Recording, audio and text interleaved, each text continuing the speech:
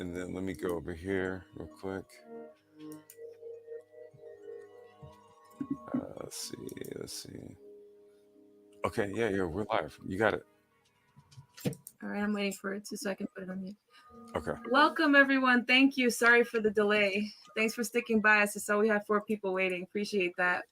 Welcome to the Black Brain Trust, the Sapio-Females Guide to the Galaxy, episode 859. The Muse, however, revisited. So this was an original Sapio-Males Guide to the Galaxy live that Complex Design had done, and we are revisiting it together. What's up, Complex?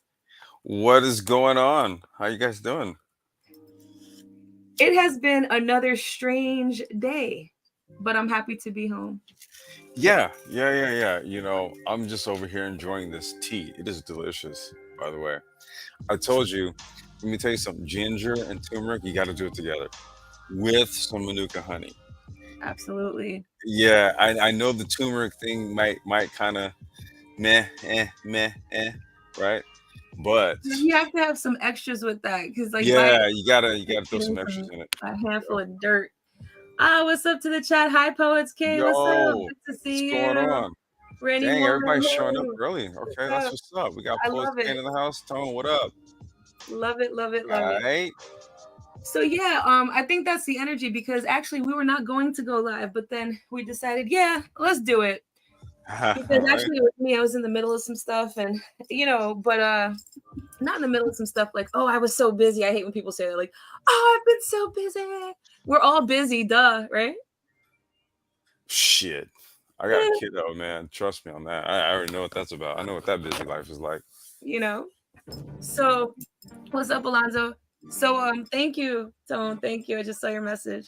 So revisiting it, let me ask you, Complex. So when I think of Muse, right, let's just jump right into it. Okay. When I think of Muse, so let's stick with as we do, let's go to our definition: a person or a personified force who is the source of inspiration for a creative artist. So let's whittle this down a little bit. A force of inspiration for someone, right? Mm-hmm. Good. So we have that as our premise, and it's like even thinking about this makes me smile. That's kind of like my first mental approach to the topic. Mm-hmm. So I want to ask you, when thinking of Muse, do you think of this as an organic sort of something as it attaches to the definition and elsewhere? Or do you think these are things that muses can a muse and something stolen exist in the same space at one time? No, they can't. Mm-hmm. I think the muse is the organic source of inspiration, right? Whereas I think emulation, that a person that, not so much. If you're emulating a person, that's one thing. If there is a person that is actually inspiring you in your creative endeavors, something else entirely. Right. Agreed. Because it couldn't even have that definition. You can be inspired by other people, sure, right? But taking something that someone does and taking it for your own thing, that's copying, right? It's not feeling like something organic happened where you had to do something. You had to make this thing. You had to write this thing. You had to sing this thing. You had to, whatever it is, right? You had to draw this thing. You had to create this machinery, whatever it is, right? Now we do build off of each other. Everyone does, right? We should. But I've noticed, and before we get into more specificities and esoteric aspects of the topic Muse, which we definitely would and will, let's talk about something. Copying. This thing about copying, right? I noticed that we talked about this when we talked about personas, right? We talked a lot about mimicry when we talked about personas. And we did touch on the idea of like this projection that happens when there's empty space, and we see it a lot on YouTube. When there's empty space, somebody missing something, somebody wishing that they were able to present in a certain way and feel really little about it when they see others doing it, then instead of mimicking, which at that point they probably should be doing because they clearly have no muses, right? Then all of a sudden a rock is thrown to call someone else a copier. Why do you think this happens extending from not having a muse? I don't mean to force you into an answer. No. It's a very succinct question, right? Because if you come from a creative space, like let's just say, for example, music. Tone could probably attest to this, right? Um, if you have a certain, what do they call it, je ne sais quoi, if you Mm-hmm. will, right? That's very hard to duplicate. It's very hard to emulate, right? So if people can't quite crack that, then they criticize it, Doesn't it right? seem to be the lowest level to when criticizing dub someone else a copier? That's like the first, it's like the kindergarten level of doing that, right? It's the most sort of like pedestrian manifestation. Yeah, when you say kindergarten, right? Like kind of like the lowest level. Yeah. So like the lowest Most level. rudimentary, childish way Yeah. of doing Yeah. that. Yeah. Right. Right. Yep. At the beginning. Yes. Mm-hmm. Yep. So instead of developing what a person feels like they're missing, there's wasted energy, and dare I repeat it, misdirected energy, when all of a sudden said persons will accuse other people of copying. Fair statement? Yes. Yeah. Yes. Anything else you Absolutely. care to say on that topic before we move on? On that aspect of the topic before we move on? No. Well, you know what? Hmm. You asked me that question. All of a sudden, there's probably a myriad of things I can say. Right? What I don't want to do is digress off of the main topic. Right? So I think for the sake of kind of honing in right on, say, emulate, imitation or emulating something versus being inspired creatively, right? That's two different modalities right there. So I think I want to just kind of leave it there because well, I'll let you ask the question. I know there's a question you want to ask, but I think the question is No, gonna there's go. more of a statement I want to make, but go ahead. No, well then you know what? Go ahead, because I Yeah, just want to leave. I want to leave it there. I don't want to digress too much into that. it isn't digression. I'll tell you why. Okay. Because of exactly what we're talking about and because of some current events, right? So, I'm not really up on a lot of things when it comes to certain things, but then, people talk and chatter. And so you kind of get put up. You may see some links and things like that. And I Mhm. just think it's a little bit strange because I remember, and I don't think it's digressing, particularly because of exactly where we're both thinking about this same thing, right? Fair? Mhm. Mhm. Yeah. So in that, there's a reason why we started off talking about mimicry and going into Muse. Because there have been a lot of accusations thrown around lately in terms of where people are getting things from. So I Yes. think, Yes. mhm. And I think that's rich because notice we're revisiting a topic that was when was the first time this was visited? Shit, that was episode six something, probably like close to 200 episodes ago, Okay, right. a And long time ago. you obviously were musing on the idea of musing, right? Which means Hmm. that mindset in and of itself would already lend to an idea of a lack of mimicry, devoid of copying, right? Right. Okay. And so is it any more than instead of covering up insecurities and inadequacies? I think not. And I'm getting really kind of tired of the hate. I'm getting tired of people saying that they represent evolution, but all they're doing is swimming in stagnancy. And I'll tell you how I know this because even as little as I've been exposed to these people and their bullshit, I realize that the little bit that I hear now, it's exactly the same thing as 5 years ago. That should be impossible, number one, right? Even revisiting this, Should guarantee the that the as operative you the operative word there was should. okay. Now, guarantee that as you and I revisit this topic, when you start talking about what you're saying, it's not going to be the same thing as what you talked about in the first place, right? Right. Now, why would I feel so confident saying that? Because several times we've been here, we've had conversations that have been very organic and have sprung from planned topics, but all in all, very organic, right? Hmm. it would be impossible for this to be mimicry, right? Who would you or we or any of us be copying over here on this channel? Let me And see. what is all this? Um, Hmm. I was just gonna, I was gonna really try to think about it. Okay, yeah. Uh, I can't think of anybody. Okay then. So wouldn't it be kind of playing yourself to even say something like that in the first place?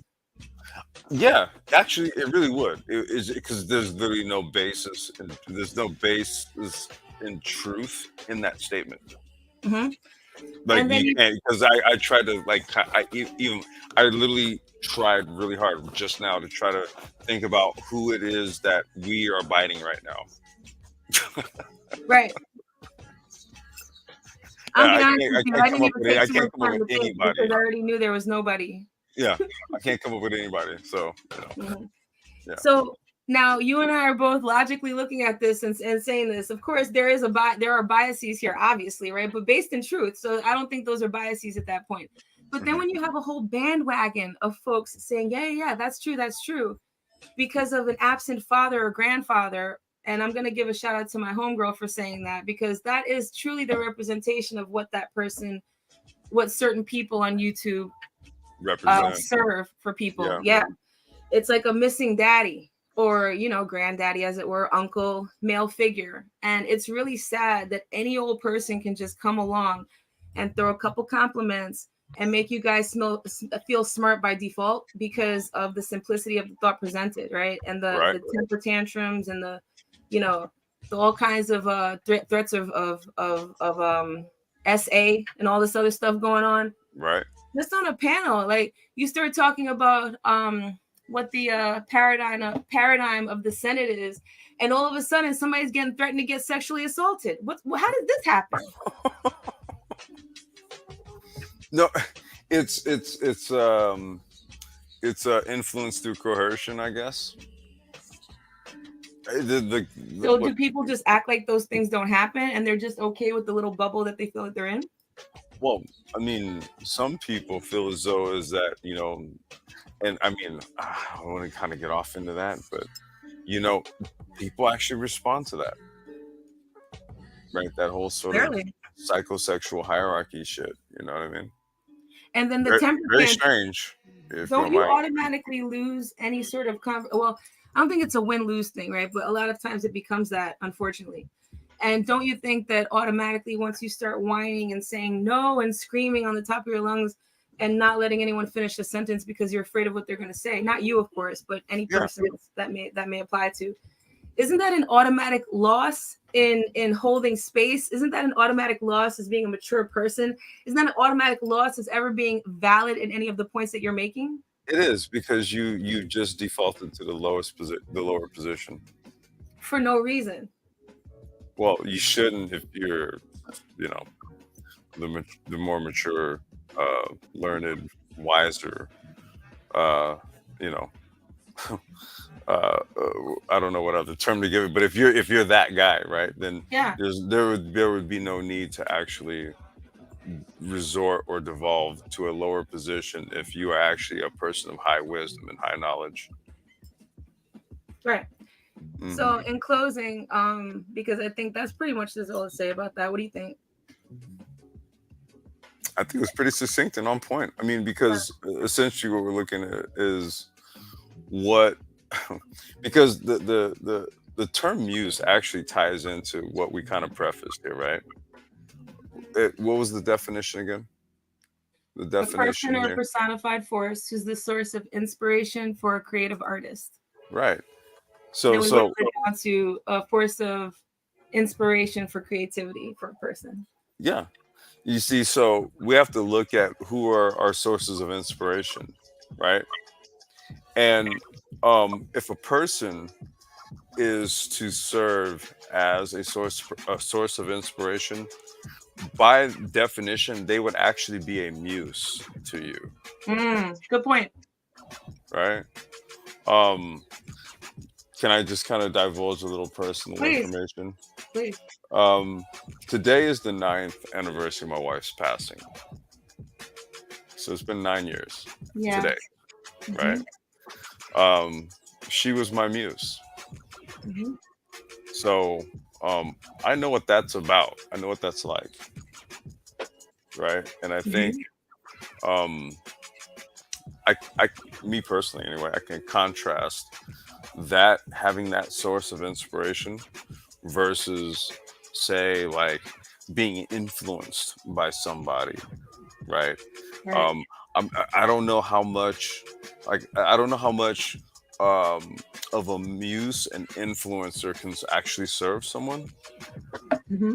right? But it seems as though it's like a lot of people rely on influencers nowadays, and they don't actually have a muse in their life Hmm. personally. Hmm. And I think that was what we kind of wanted to touch on, like the real life, no pun intended, Hmm. um, effects of having a muse in one's Hmm. life. Hmm. And that's usually how it's used nowadays. Like we hear it in popular culture in terms of like a person who makes a person want to do things like create like art, right? Right. Particularly in art, right? This is where we hear it a lot. But I think anytime we think of creating, it could be umbrellaed over to anything, right? So that doesn't necessarily have to mean art, but let's just stick with the idea of just creation in general, right? Hmm. So I'm thinking not what took so long. Sorry, dude. Real. Once again, no pun intended. Real Not life. like You know, guy got a kiddo over here and stuff, and we were trying to get it together. We're here though. We're here. mhm, mhm, mhm. You know, it's funny. I read that comment differently. I almost read it like, "What took you so long to address X, Y, or Z?" I don't know. Oh, Maybe I is was that wrong. what I don't you know. read? Yeah, we You always read read that? the comments differently. You and I always have some different interpretations. It's like a regular Okay. thing, though. All right. All right. All right. So yeah. So this the idea of a person, and I think that sticks right to a point, right? I think love is a huge muse, right? Hmm. And that will often come from persons, right? So it comes in the form of when you make something, you think like, I really like this, and it's nice because in the background, this person is, I know this person, I know that this person exists, Hmm. and that makes the world a better place, right? The faith in people, that's uplifted when you really have, when you can trust someone, Hmm. and then you look at everyone differently, and it doesn't even matter, right? Like if the world at large is untrustworthy, so what? If you have one person in the world that you can trust, it doesn't matter. And that's a huge muse to do anything. That's a huge foundation of safety, a That is huge so foundation, true. right? Yeah. And there's nothing that can replace that. So I think that it's there's no way for me to specifically talk about muse without first talking about people. Yeah, because of of people's tie-in with the concept of love. Yeah, for sure. Hmm. I mean, um, Hey, Rael. that yo, Ryle, what up? Salute. That was literally how I experienced it. Literally with my wife. She was like our biggest fan when it came to the music side of the game. Mm-hmm. She was our biggest fan. It was me and my boy Kevin, our production partner, and like it was almost as if we couldn't do any wrong. Mm-hmm. Mm-hmm. Mm-hmm. Mm-hmm. You know what I'm saying? Like that's a good feeling. Absolutely. Like when you have a person by you, and it you kind of it's like, are like seriously? No, no, no, seriously. What do you think? Is this does it suck? And she's just like, nothing that you do sucks. And I'm like, are you serious? Mm-hmm. And then you throw it out into the market, you test it, and people like it, Mm-hmm. right? And it's just like, damn, okay. No, like you really do kind of solidify it before I put it out here. Like you really do, like, you know what I'm saying? Like that is like the one thing. I think a lot of men, they really do seek to have in their lives. Mm-hmm. They don't know the word for it.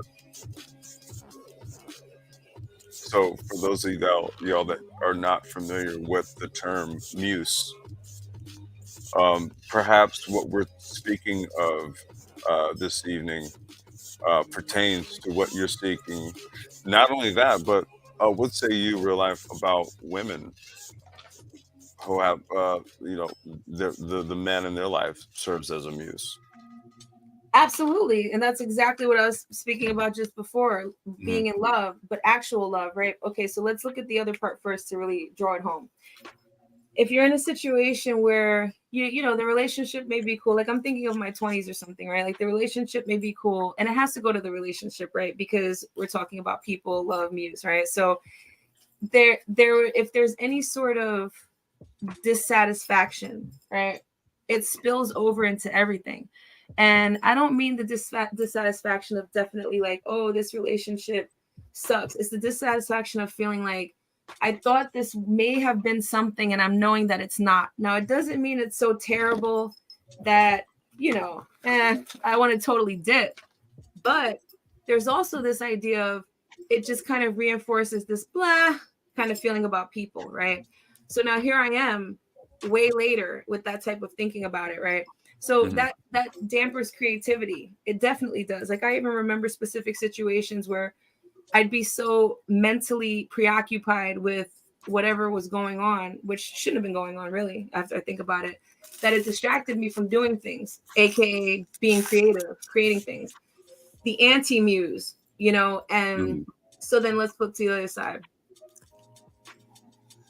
In the past 3 years, right? And when you settle with the person that you're supposed to be with, there's something that feel that your chemicals change. And of course, you play back old tapes and you think, wow, oh no, what if it's something? What if it's something? And you kind of superimpose fears. But then that also becomes a muse when you realize those fears are unfounded, right? So Hmm. there's so many different layers of it. And I've noticed my level of creativity. I've always been a generally creative person, but there would always be, like I said, mental preoccupations. In the past 3 years, I've literally exponentialized my creativity in every way, shape, and form. And I owe that to the love of my life. So there's nothing about the foundation of, if the person is not there, there's always this yearn. But that's the muse too, right? That's a muse too. So let's say, like, pre your person, right? Before you meet your person. Of course, you bump into a whole bunch of other persons, right? But before you meet your person, you always kind of, I think many people are always kind of in some way searching, even if it's not like a thirsty, longing, yearning. There's still this open eye thing, maybe like a little periscope that kind of comes up there sometimes and looks around like, what's Hmm. going on out there? And that's very cool because there's this idea of, wow, even though I haven't met my person yet, I know my person's out there. And that's really kind of enchanting.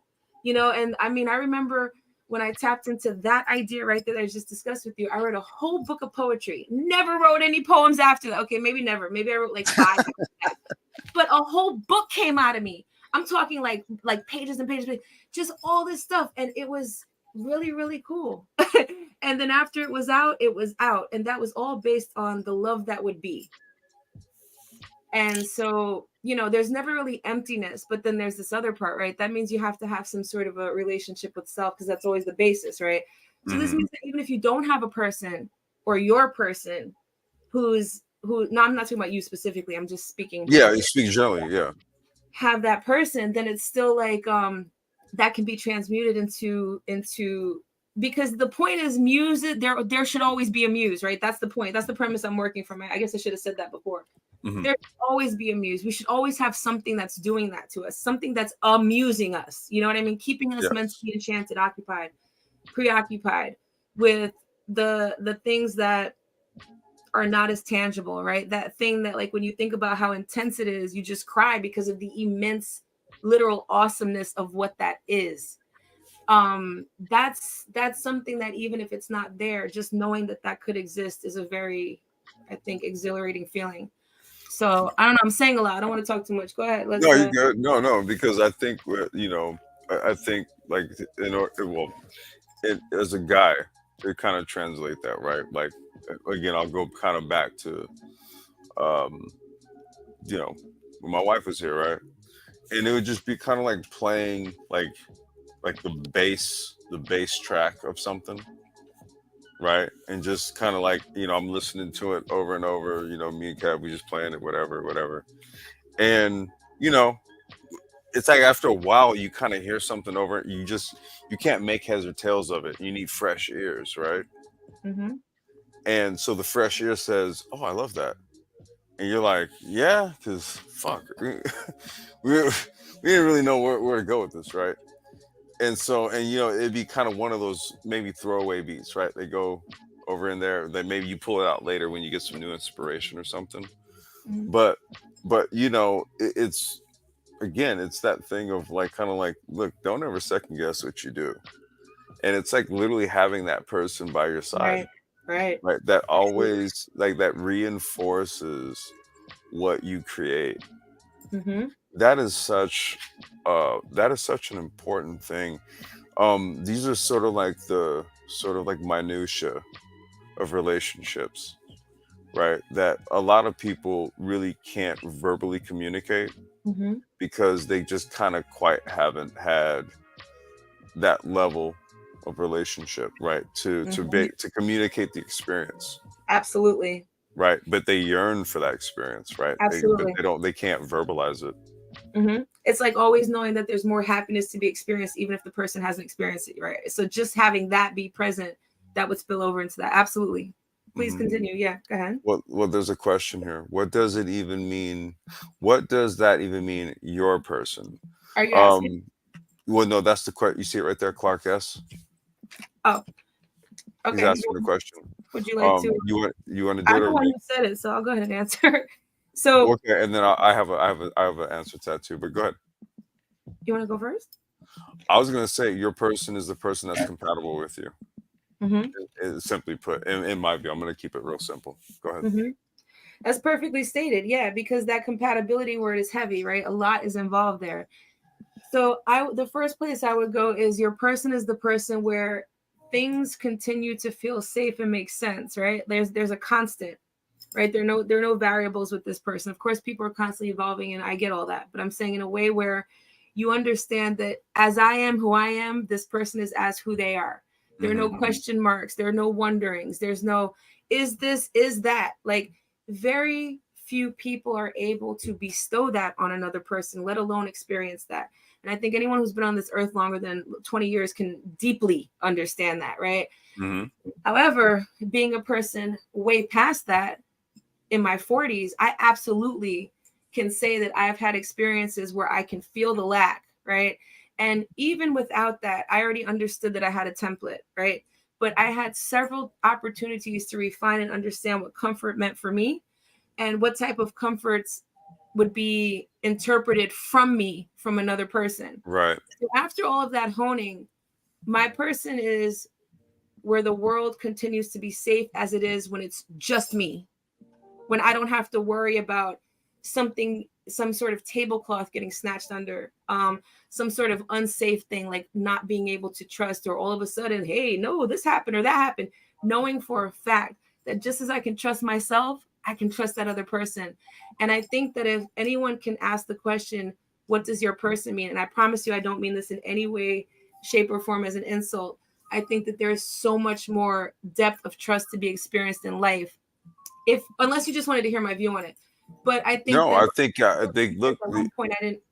Hmm? I was gonna say I think he agrees with you. If you see Right, right there. because okay, I'll read in a second. I'll put my glass on. Because at one point I used to say the same thing, right? So this Hmm. that's very strong for me, that question. And I used to think, you because I thought people were tangling it up with this idea of soulmates, and then I also thought that that meant was there one or are there many, so I thought about that for a long time. What does that even mean, right? And I like the word your person because it you don't use the word soulmate or something like that, right? Yeah. Yeah. Or the other terms, but it kind of spills over into the same thing. But yeah, so where it's like how much I make sense, that person makes sense. That's my person. Yeah, and and see that the comment that he right there, compatibility safe, things make sense, got it. Yeah, that's really what it is, bro. It's compatibility. I mean, that's why, like, a lot of the podcast conversations and stuff are like, they're just so like, eh, eh, they're so off the mark, Mm-hmm. is because they don't actually touch on the actual things, right? And it basically, it's the non prima facie, non superficial shit, Mm-hmm. right? Compatibility, right? Now, that has some gray area to it, right? But in a general sense, it's kind of like, how a person meshes with you and vice versa, right? So Mm-hmm. you could talk about like things like food, you know, the type of TV shows or content on YouTube or some shit like that you consume. Same sports, you know, are you both outdoorsy people or not? Do you both like to read books or not? Mm-hmm. You know what I'm saying? Because an outdoorsy person and an indoorsy person don't necessarily make the best match. Right. Okay, they're not exactly the most compatible, right? See, so Agreed. no matter how fat that ass though is, okay, no matter that shit, when you get down to the brass tacks, it's like if you guys don't, you know, if one of you is a meat eater and one of you is vegan, and one of you hates sports and the other one loves it, you guys are gonna hate each other at the end of the day. Okay, it's just Yeah. it is what it is, and There's a lot of ideally, truth to that. Yep. yeah, and ideally, you know, Echoing. Okay. Thank you. is it echoing a little bit? I don't hear it, but I'll go on mute while you're talking. That might fix it. Okay. But I'll just say this real, and then I want you to chime in. I will say this. Ideally, the person who is compatible with you serves as your muse, and vice versa.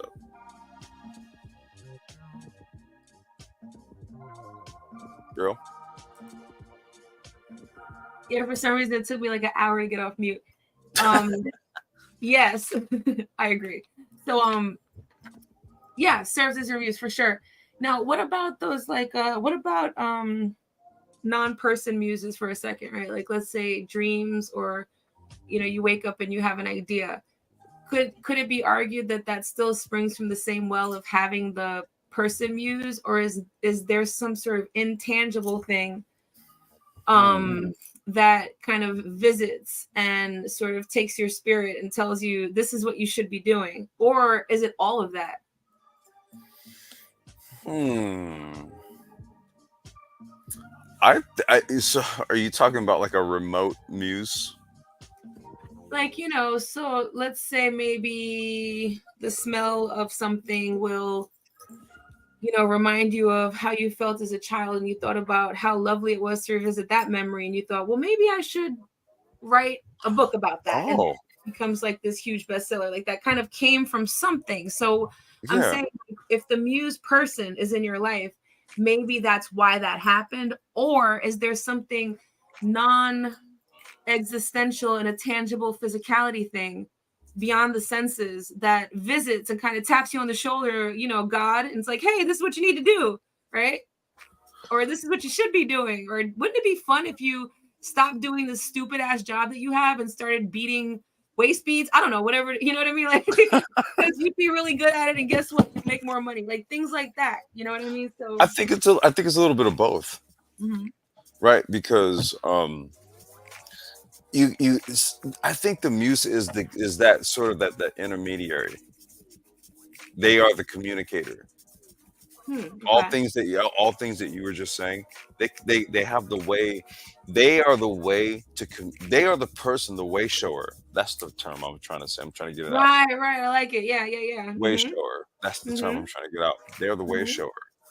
So they just kind of they give you whatever that is to get so that you do it because you're the one that has the intrinsic Like skills, materials. talent, Mm-hmm. Mm-hmm. creativity. You're the one that Mm-hmm. has it. It's not them, Mm-hmm. Mm-hmm.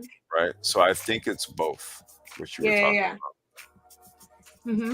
about. So Yeah. what about, Ryle says sensory inspirations. which kind of Um, segues to what I was gonna say. Go ahead. wait, there was. Did you want to address this real quick? So Clark S. He said, I thought they said opposites attract. That it's I'll like address that in a second. Oh, I mean, if you okay, want to, you want go to. ahead. I No, no, wanted no, to no. address what You I was want to gonna come? do. We can come back to the. We can if you want to go ahead and just. We'll come back to the comments. Go ahead. Okay.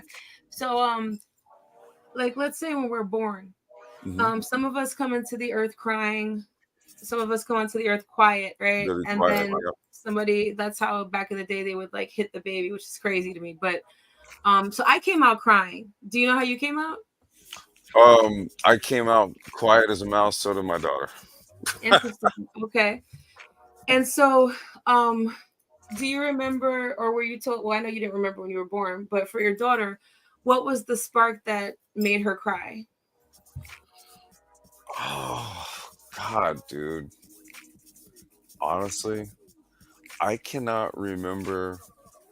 It makes sense. There's so much going on at that time, you know. No, but there's a thing. Like, truth be told, she hardly ever cried. If she did, what I noticed, and this is something that I noticed early on, right, Mhm, just first time father and stuff, right, mhm, and quickly, what I learned was is that children typically are gonna cry for like what, like 3 reasons: hungry, sleepy, diaper change, or they're colicky. mhm. It's only gonna be one of 4 reasons, Tired? right? Did you say tired? Yeah, sleepy. Okay. Yeah. Mhm. So, so here's what I'm getting at. When I asked the question, right? Okay. So we were first coming onto the earth. Now, the only way we're really going to be able to understand creativity is by when we're here. That's an earthly concept. Fair? Mhm. Okay. So because there's a difference between how some of us come into the earth, right? And let's say that the crying means like, oh gosh, why, what happened? Like, I want to go back, and the quiet means, oh, this is cool. I'm totally at peace with this. It's like it's completely Zen baby, right? Or maybe Mhm. the opposite. Maybe the crier is like, I'm here, I'm ready to be here. And the quiet baby is like, I don't know if I'm ready to do all that right now. It could go Mhm. either way, right? Yep. But my point there, and like I said, why I brought it is because there's something there that is the difference, right? Now, of course, people, we can argue this all day. It could be hospital temperature. Let's say that generally speaking, there's a complete sort of baseline within maybe 3 degrees, with most hospitals are kept in that degree. So let's take that out. We're going to throw that out. Mhm. Somebody else could say, well, the people around, maybe the brightness of the lights. Let's put the brightness of the lights under the same category as the temperature. Let's throw it out. All right, the people around, maybe the energy of the people around. Okay, now we're starting to get to something. And what if it's not them, right? What if it's just something, this spark, God, right? So what I'm getting to is that the ultimate muse is a thing, and then it's materialized by way of something, which you absolutely hit on when you said the person is like the waybringer, or the Yeah, term. way shower. Right. So that would be the muse. So what do we call the original spark stuff? Is that also Muse too? No, they literally call it. Remember, there's a term they call it spark of creativity. So Muse can't exist without spark of creativity. Spark of creativity can exist without Muse, or no? Both. So they have to exist with each other. I think so. Yes, Okay, okay, okay. because remember, like, okay, the creativity in the person already pre-exists, right?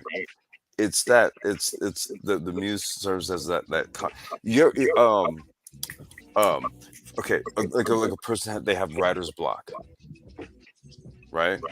And then let's just say this dude, let's do a scenario, right? Dude's a writer, and he's had a couple of successes, right? He's had a string of 2 or 3 successes, right, with some screenplays and shit, right? All of a sudden he hits a wall, hits a creative wall. Okay.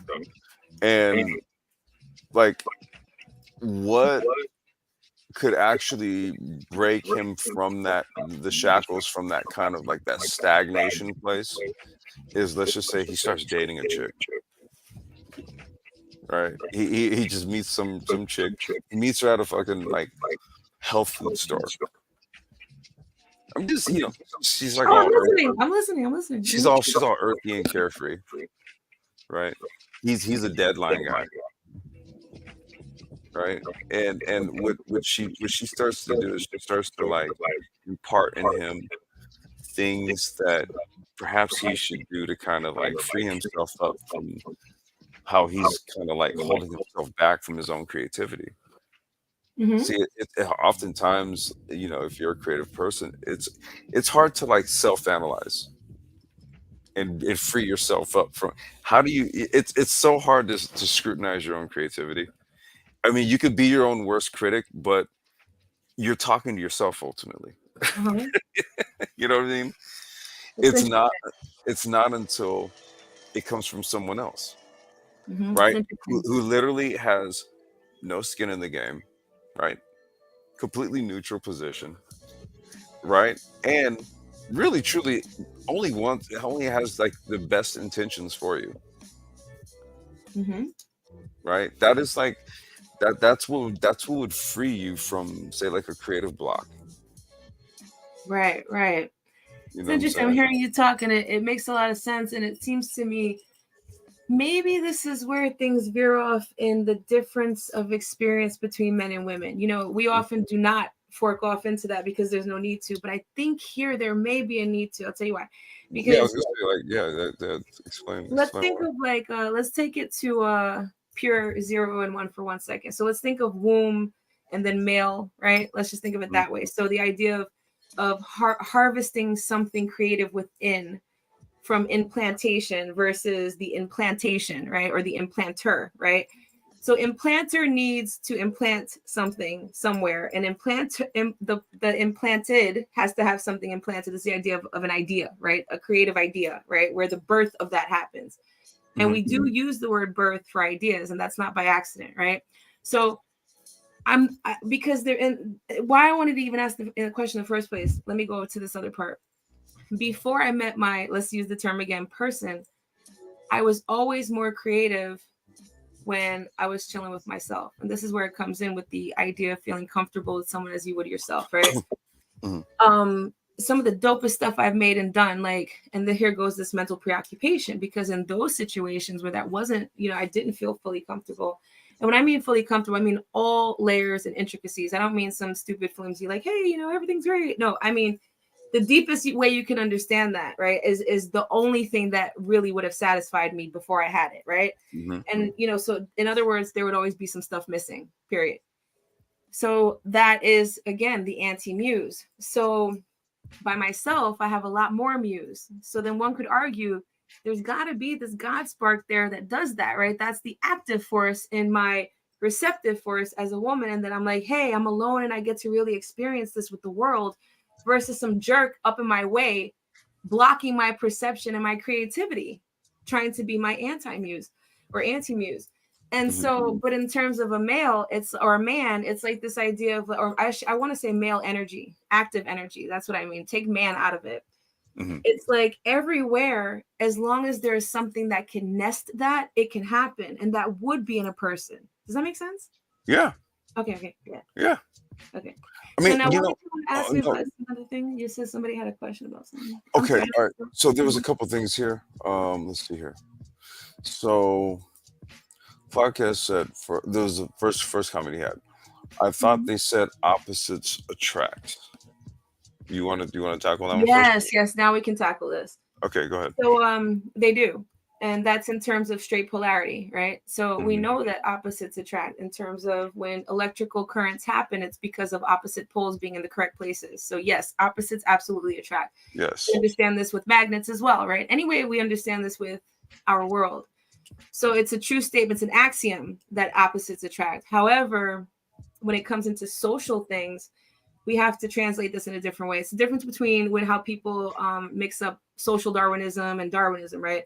So Hmm. the social, construct. I think there's actually some constraints that would happen in terms of not understanding its natural state of how that works, where we have to sort of put it into like the human paradigm. So in that case, then we have to start talking about personalities, right? And so you mentioned the stiff guy who goes into the health food store and Denise Huxtable comes in and Yeah, yeah, yeah, yeah. Denise Huxtable, like, Flower Child. and like it's all good.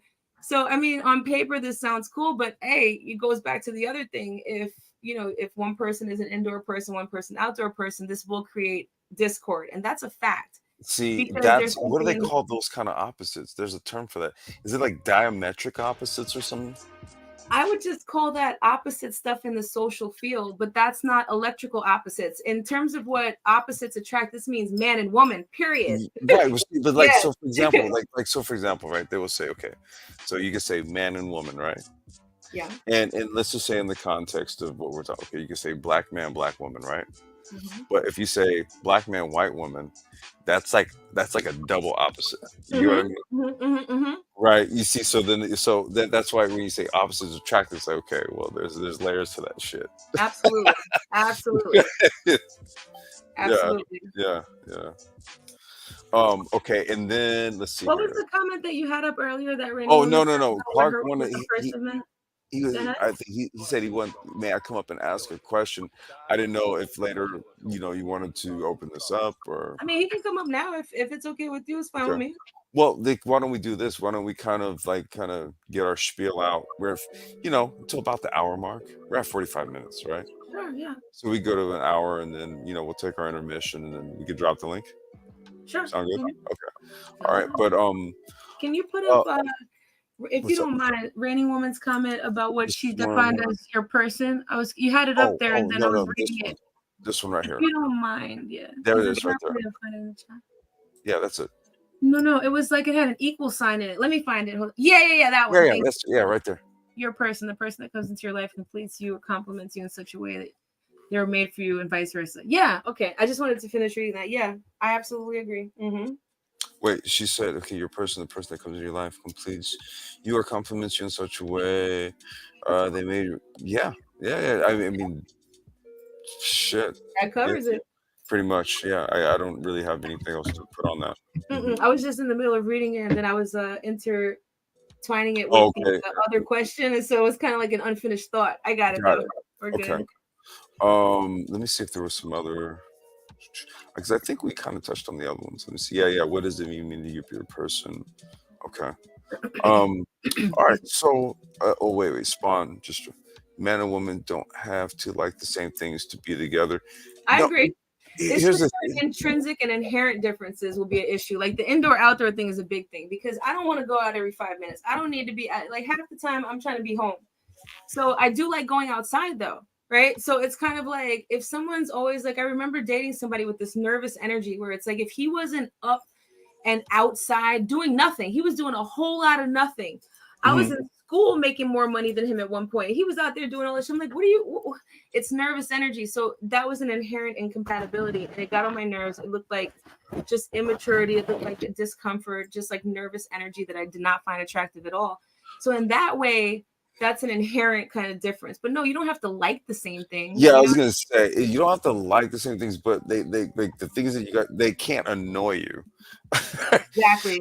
You know what I mean? Like, and I will say this too. Over time, those things will grow on each other. Agreed. Or Okay. you can just respect the fact that they like it and you don't. You know what I mean? Or that and they'll respect the I fact that mean, you like it and that's what I mean. It's not something that annoys you. It's just like right. that's his thing. That's what she's into, or that's what he's into. That's her thing. That's just that's what she's into, man. She likes she Exactly. likes to do that kind of thing, and it's not a bother. Right. It's not a bother. But if that person's trying to get you to go to parties and fundraisers every 5 minutes and that's not your Now thing, that's a that could be a bother. problem. Yeah, That's a bother. Don't fucking do that with absolutely. me. Yeah, right. Word. Like, That is totally a bother. Like you're gonna come out. Can we go to this party? I'm like literally in the garage, like twisting up. Like what? Are you yeah, like serious? you weren't seen enough. Like, calm Shit, down. Like, dude. Like you just went out last night. What the fuck, man? you know what I'm saying? Exactly. You know? I'll put 2 exclamation points on that one. Do you say exclamation mark or exclamation point? Because I go back and forth. Uh-oh, he left. Complex. Sorry. I have there's Okay. this little button on this headset, and sometimes I accidentally push it and it mutes. Oh, okay. No, I heard your question. You said exclamation point or mark. Mhm. You know what's funny? Is that like one of those Mandela effects where it used to be one Uh-oh. and then it became something else, and Don't get now me we're trying started to on figure out this. if it was one or the other? Uh-oh. I don't know. I need you to say more before I can determine that. What are you getting at here? Well, here's the thing. You said, "Is it exclamation point or mark?" I'm like, you know what? Mhm. At various points in my life, I've used both, and Okay. I want to say it was exclamation mark when I was in grade school, Okay. and then did it become a point? sometime later. I can't call it. Let me ask you this. Speaking of Mandela effect, this is one that Tone brought to my attention from something he saw a couple days ago. So, you remember Puffy had that show where those dudes were trying to be in that group? Yeah, making the band. Ah, what'd you say it was?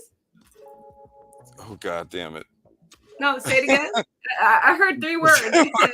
You said what? Making the band. Thank you. Okay. Have you ever heard of making of the band? No. Well, guess what? What? So Tone remembers it as making of the band, and then the guy who did the video, he also remembered it because Tone put up a post asking, and he also remembered it as making of the band, and they were both adamant about it. What What? the fuck? That's weird.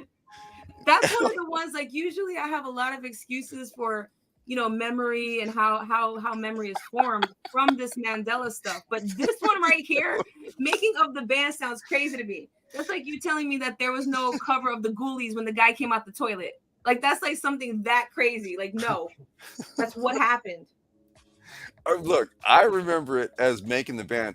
Now, the one that they just put the rest was the Shazam movie with Shaq. Sinbad.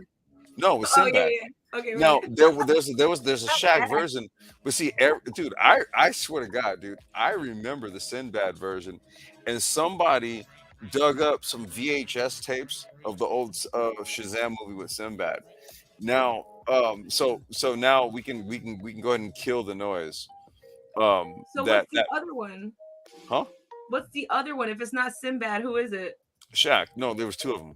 Yo, and that's what I just said. Shaq, when I guessed it. I can't. I gotta Yeah, go. that's what I'm Bye. saying. There was You two of guys them. have a great night. It was Everybody lovely was speaking with swearing you. that there wasn't one with Officially creeped out. Sinbad, and I'm telling you, the thing is that there was, and so some dude was Nah, just like, y'all are mistaken because the name Sinbad is reminding y'all of the genie where you rub the lamp and he comes out. So you guys are yes, thinking that that's Shazam, but it's actually Shaq.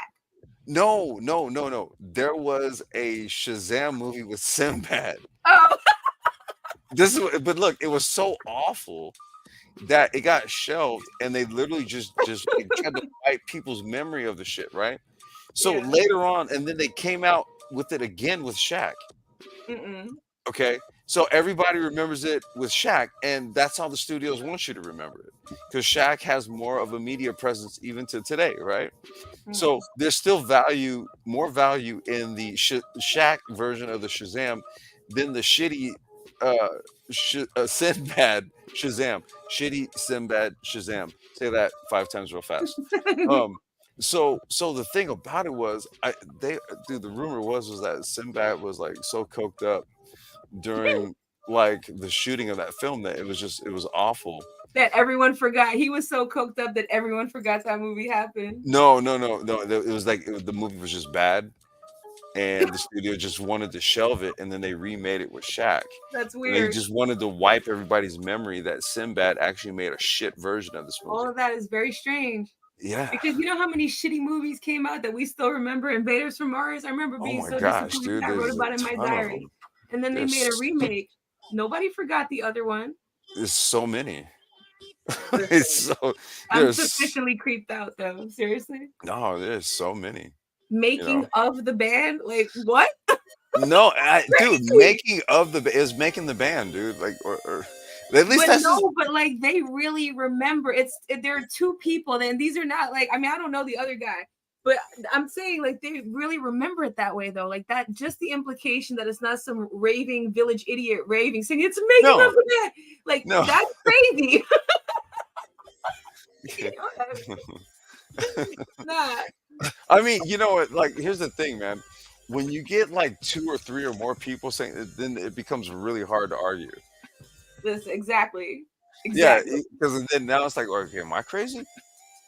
No, I know it was making the band. I'm just trying to figure out what happened where some people think it was making of the band. That's what I'm saying. Like, I I mean, never wait. seen the So band. wait, when they ran the commercials for the show, like say on the East Coast, did they say making of the band? And then when I was on the West Coast, it was like making the band.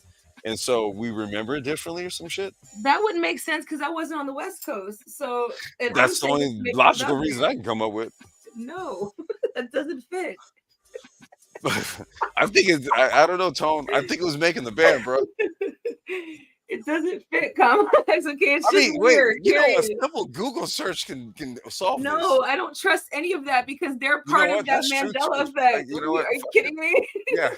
Because look, dude, it was like for the longest, everybody was just like, "Yo, Sinbad did that movie," and then it was just like, "No, he didn't." Yeah, he did. No, he didn't. And then fucking Sinbad was like, "I didn't do this movie," Nah, and like, 30 years from now, y'all gonna be like, oh, Sinbad was in the movie Aladdin. Yeah, it's gonna no, be dude, no, somebody like busted out the VHS joint with Sinbad in it. They was like, "Nah, this nigga did that shit. This movie was trash. That's why he running from it." That's Look, hilarious and weird. look, they right there. Sinbad was like, "I didn't do a movie called Shazam. It wasn't me." Yeah, no, you did a trash movie, bro. That was you. Bugged out. Yeah. So, okay, well, look, we're coming up on an hour. You want to do a quick intermission? Yep. All right. So, here we're gonna do this. We're gonna go on intermission, y'all. Weed and tea time, and then Shazam. yeah, we're gonna Shazam. We're gonna drop the link. Hold up. You know, it's funny. How do you have two Shazams? One is like a DC comic hero, and the other one's like a damn genie, a black genie. I don't know. I'm still trying to figure out of the band. Yeah, that one right there. That dude, it's making the band, dude. That's how That's I the remember most it. legitimate Mandela effect argument that I want to take up because the other ones I always have an explain away. You know, But that one yeah, I I was gonna don't. say some of the other ones they make it like way too big a deal. Do you remember when it used to say Fruit Loops and it was like they And spelled it's fruit just a regular? classic example of people not looking carefully enough. Like Berenstain, that's the same type of example there. Like people are more accustomed to hearing Berenstein or Stein, so they're not gonna.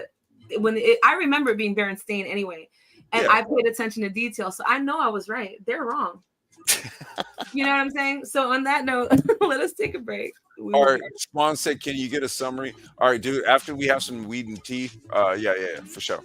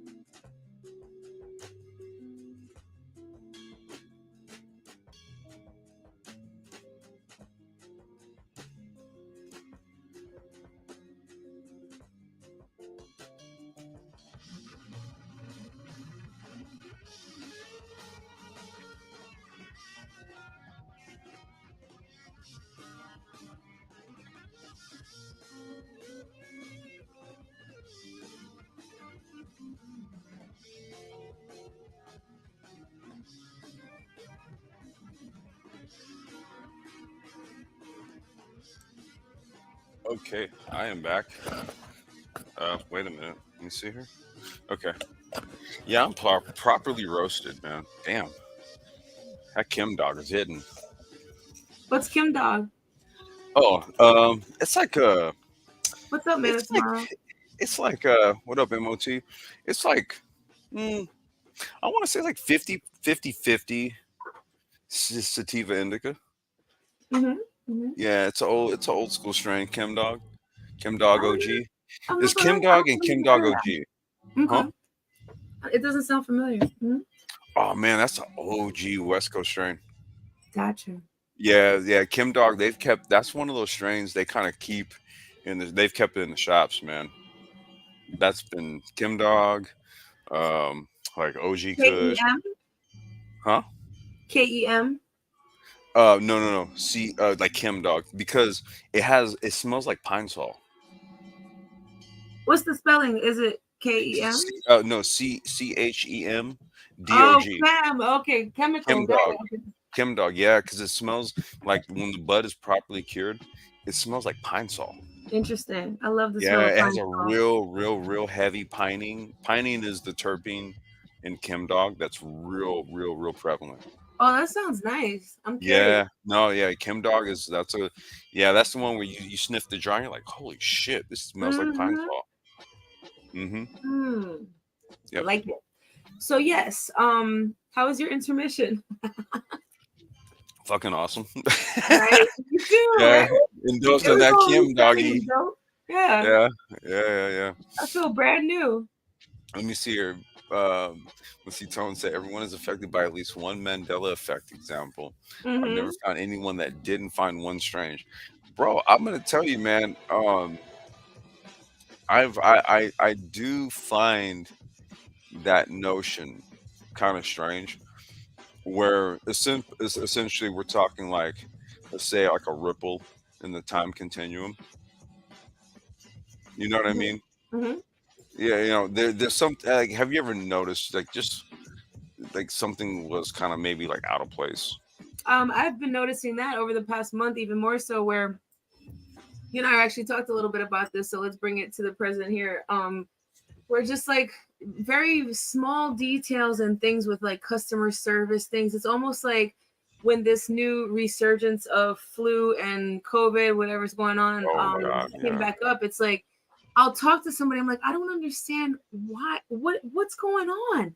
It's like they're I don't want to say dumbed down, but definitely something is going on even more so. Like I have to understand, like, am I the only one hearing this? And I often think that, right? But it's been turned up over the past month.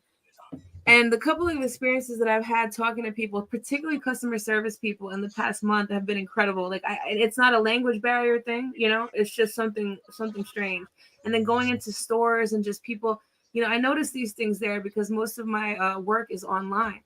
So when I'm out in the world, it's just, it's not in a work capacity. It's just normal shit. Hmm. Just a lot of strange things coming up. So yeah, there's Yeah, that. a lot of glitching going on, right? Mm-hmm, mm-hmm. Like I would say maybe a modern term. Well, okay, because man, I'm trying to remember who coined that. I'm trying to remember who coined that. Right, that had something to do with the fact that um, there was a report in a paper essentially that stated that Nelson Mandela had died. Right, right, Right, and so they named the Mandela effect after this whole thing right, but he in actuality he didn't. right. Yeah, Obviously. Hi, right, Shonda. right. Yeah, Right, and so that's the thing. Like, so I have no recollection of him passing away. I have all recollections of him spending a whole lot of time in prison. in prison. Yes. And then he came out and he actually spoke a lot during his time in prison, which I remember those. I was a kid. I remember all of that because Yeah, apartheid was huge. I remember that was all. people They was saying like like, "Oh, late you mid can't late watch." 80s.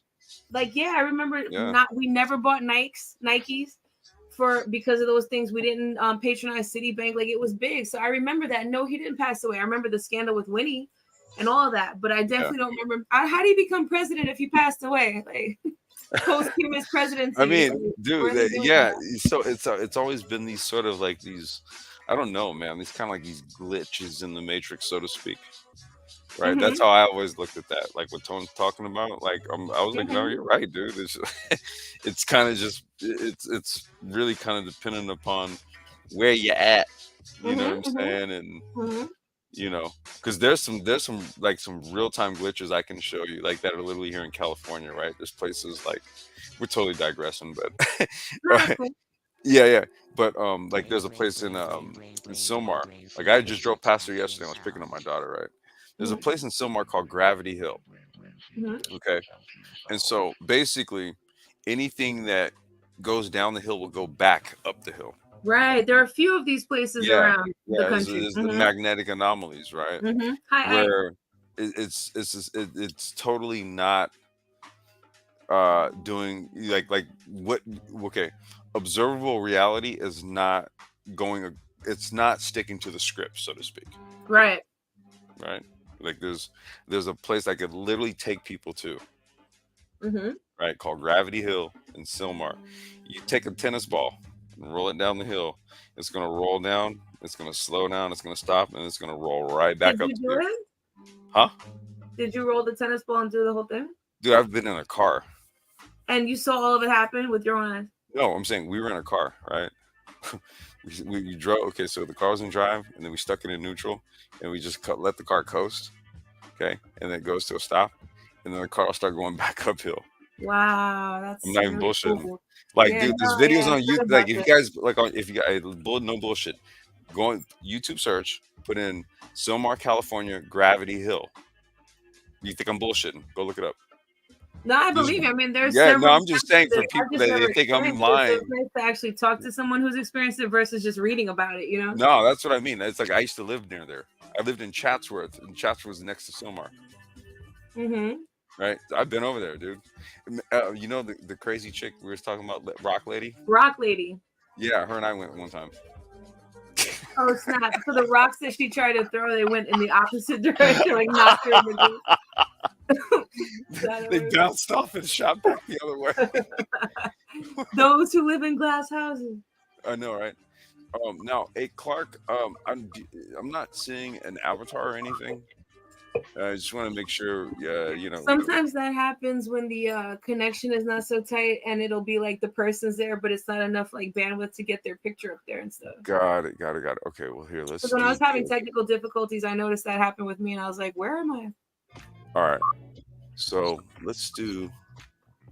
Um, let's see, Clark, you there? Okay, he's muted right now. Hey, I'm here. Okay, hey brother, how you doing, man? Welcome. Hey, long time no talk to Complex. It's at least been over a year, man. How Dude, I you? was gonna say it's been a minute, bro. How you doing, man? Uh-oh, is Mike cut out? I can hear you. I can hear No, you. I don't hear him. No, I think Clark. Is this Mike? Can you hear me now? There Yeah. you go. There you go. All right. Hey, Okay. Yeah, Hey, hey, man, what's going up, on, real man? life? Yeah, what's going on? You got any questions? Yeah, loving the conversation. Thanks for the feedback. Shout out to Raining Woman as well. She gave some good insight as well. But let me jump right to it. I want to hold you both of you up tonight. No, we're good, man. We're chopping, man. You're good. So on the whole topic of Muse, what's your thoughts on the longevity or success rate of a relationship where one person serves as a muse to the other party, where they both have mutual attraction but not necessarily mutual compatibility? Real life, do you want to go first? Sure. I think that the longevity would, if people were being most honest with themselves, probably wouldn't be too lengthy. But if they wanted to, if there was something else that, or some other things that they were getting out of the accompaniment together, then they might, that could last a long time. A lot of marriages have been built on flimsier stuff. You know what I mean? So maybe they could still stay together. How happy they would be, or how happy both of them would be. And is that like some sort of a mutually experienced sort of joy? That would probably be, I think, significantly attenuated versus a situation where both of them served as muses for the other, as well as that the other stuff wasn't going on too. Okay. Okay. Now, just reframe the question again, because it was like two parts to that. Yeah, very choppy, and it was a two-part question. So the first component is, what's your thoughts on the longevity or success rate of a relationship where one person Hmm. serves as a muse to the other party, Hmm. where they share mutual attraction but not necessarily mutual compatibility? I mean, there are relationships that exist like that. Um, and those are gonna be like I always kind of go to like maybe say like Hollywood.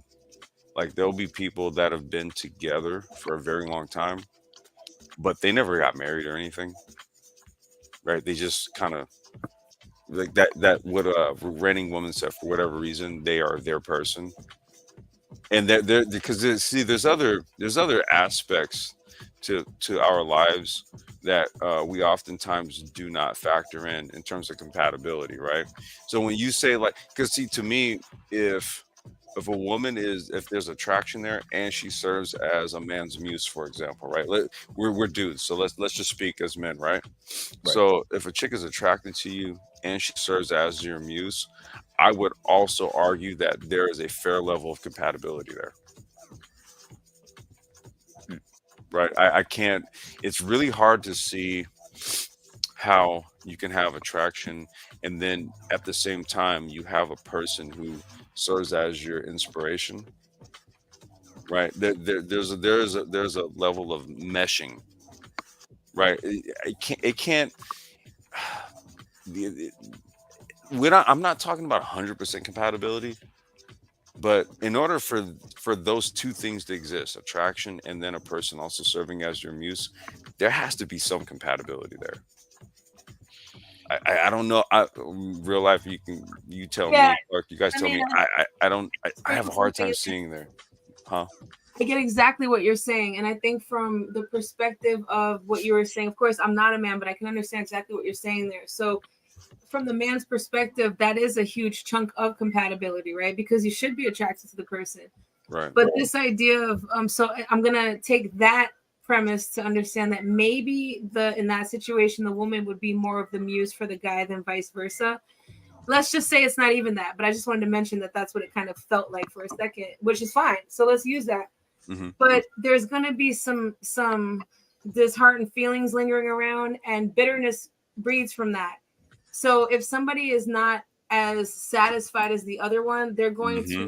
show it, they're going to express that, whether they leave or not, right? Because this is not necessarily attached to the longevity of the relationship, so the relationship could continue. And this is why I was saying about the joy and the mutual joy, because if one person is not Hmm. really happy, that's going to be an issue almost every day. You're Yes. going to feel that come up in some way Yes. every day, and it'll be coming under some more insidious other stuff, right? But it's really the Yes. root of it is that thing right there that you talked about, that you asked about. Yeah. Yeah. That's what I was gonna say. It's hard for that to happen without what she was just saying. And if you were to ask me, right? Because for me, the attraction was there. My wife was, well, she was my wife, right? So the attraction and the fact that she was my muse equaled she was my wife, right? So it would be in my head anyway. Just answering the question, like, honestly, from my own perspective, man, that's a hard one. Now that's not to say that a woman, because what let's do this. I want to address we got a comment here from Shonda. Great question, Clark. The longevity if both people aren't, wait, let me read it over here. Longevity if both people aren't getting what they need from one another could be compromised. So that was just what speak to what real life is saying. Relationship shouldn't pro- should relationship shouldn't provide balance. Compatibility holds you long term. That's heavy because Yeah. it's also underlining how important compatibility is, because what that means is that maybe balance isn't real. I'm not saying what her comment means. I'm just saying about the compatibility aspect. Yes. I Hmm. can understand exactly what's being said there. So if No, she clarified right here. She clarified should. That's what I was saying. I think she meant should. Oh, I could have even Yeah. argued the other one though. Right? Like I could even understand what you have meant there, because if there's sometimes people are weaker than the other, right? Like sometimes people are going through stuff, and I think this is an imbalance, right? This is one example of an imbalance in a relationship. However, if compatibility is there, you can make it through that because people are going to understand what's going on. It's not going to be like, oh my gosh, this emotional wreck, or oh my gosh, like it's not going to be that. It's going to be something like, I understand exactly what's happening here, and hey, this is life, right? So either we're going through it together or we're not. But it's not an issue of that's an imbalanced situation, right? If one person is less strong than the other in some way to be able to offer, let's say, emotional support, and they're like, let's say they experienced a death or something, they're not going to be able to be their normal, supportive, balanced self, and therefore there will be an Right. imbalance in the relationship. But compatibility can absolutely get people through that. But Yes. of course, the should part also makes sense too, right? But No, this I was right, gonna say because the way she prefaced it, it sounded like she meant to say should, right? right, Relationship should provide balance, compatibility holds you long term. Like those are all very, very key points. definitely. Um Now, Clark, the second point, the second point that you I think maybe you're misreading woman speaking to that. What was the second point that you had to your question? The second part was essentially there's the dynamic where and I think you both spoke to it. There's the dynamic where there's mutual attraction, but not necessarily there's mutual attraction, but not necessarily mutual compatibility.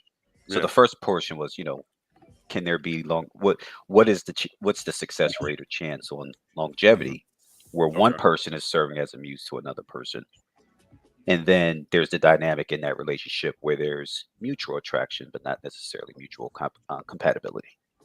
Mhm. Got you. Okay.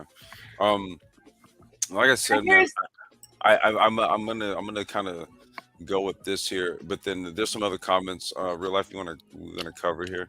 But yes, I yeah, really just to kind of go back right here when she said compatibility holds you long term, I gotta tell you, man, that is the utmost truth right there. absolutely Yep. 100% agree. Okay. But also, you don't have to be compatible in order to be someone's muse. That's Well, absolutely true. that's this comment right here from Miss Running Woman, right? And the other way goes too. You don't have to be compatible in order for someone to be your muse, right? Hmm. However, That's true. That's the true. question is asking about the longevity, aka the success rate of the relationship, right? Right, right, So once exactly. we Yes. throw that in there, and once it's brought forth immediately with a lack of compatibility, then Mm, that goes, yeah. I think Hmm. that's the focus right there. But it doesn't mean that the two people still can't get something out of the relationship while they're there. right. One, it doesn't mean that the two people can't evolve while they're in the relationship and help each other evolve, even if it is toxic, right? However, there should be an expiration date on toxicity, right? There sometimes that does come into and this I think that happens a lot with incompatibility because the two people want to be together but they can't, right? Hmm. So a lot of toxic behavior comes up and things like that. And sometimes that can really kind of help people understand people better. You can get past that. But if you find something recurring over and over again, or if you find something kind of like digging at you over and over again, which is to me what I feel like is what prompted your question in the beginning, that's I don't know if you can correct me if I'm wrong on that, but that's what I think should be concentrated on. So then the question would actually become, why are you in the not you specifically, but why would two parties be in the Generally, yeah. relationship? That way you can concentrate on what you're getting from it, and then you can be very aware of what the expiration date is on it versus a I hope this is or I want you know what I mean? Right. Yeah. Very true. Very true. Let me ask you guys something. When okay, I want to try to translate like social media needs, right, into like more or less what we're talking about here, right? So when people say something to the effect of like, you know, uh, I want something who will pour into me, for Mhm, example, or mhm. or vice versa, right? Is a muse what they're seeking? If I may, could I jump in really quick? Yeah, Sure. yeah, sure, And my hope is really, what I want to do is just provide context to my question. I'll tie into your question complex. So sure. I have a woman in my life who is essentially serving as my muse, Okay. but we aren't necessarily compatible. We live very different lives. She's a performing artist. She's in the artistic world. I'm in a totally different world. So we are totally opposite in that regard. Hmm. Um, also she's roughly 10 years my senior.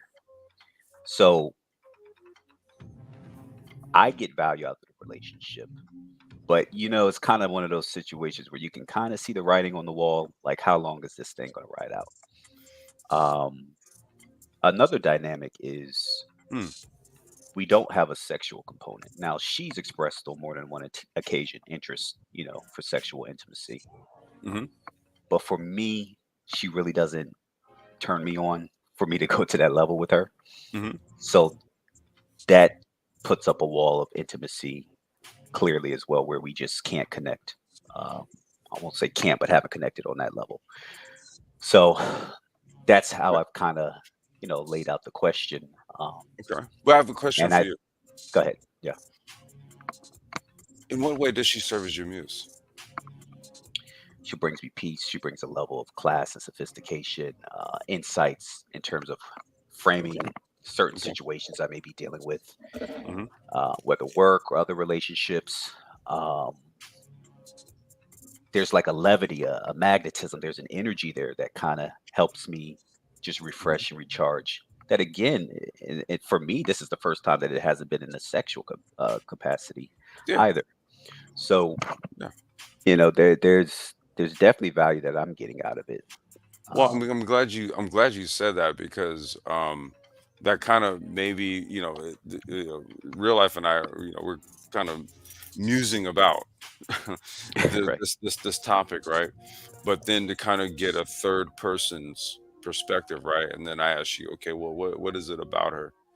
That serves as that, and then for you to say that, what that does is that kind of that lends to for the listener and for the person listening, right? Let's just say a dude who may not even realize that there's a woman that's kind of serving as that in his life.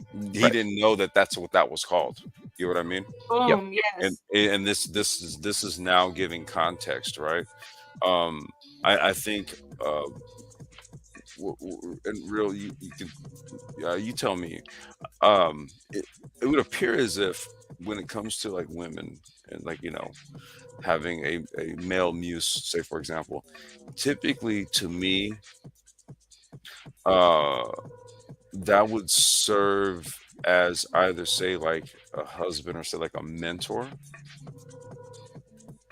Um, Husband, yeah, mentor. Can you expound just a little about what you mean about mentor? I mean, I understand what mentor is, but I would say that there's like there's older guys like I can like say for example just in industry, right, business and stuff, and they mentor people you know up into you know upper positions and stuff, right?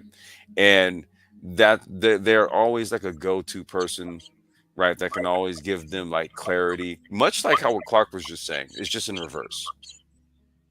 I typically see that more in the professional setting when it comes to women and like let's just say women and then like say like a male muse. Maybe in another context would be music, totally. But here's wow, the thing. Here's the thing. I've never said this to her. Like question. I've never expressed to her like, "Hey, I want you to exist in my life as my muse," No, or no, "I no, want." you should never do that. Why? Why? Hold on one second. Why not? Why Clark, not express that? just one second. Hold on a second. Yep. That question was very heavy. Hold on a second. We have Yes. to just before we go to what you're saying, Clark. Just for a second, Please, please. let me address Yep. this question, please. So, no, absolutely not. And with no gray area, has a mentor to me in a male figure ever served as my muse? So let me say that emphatically first. Hmm.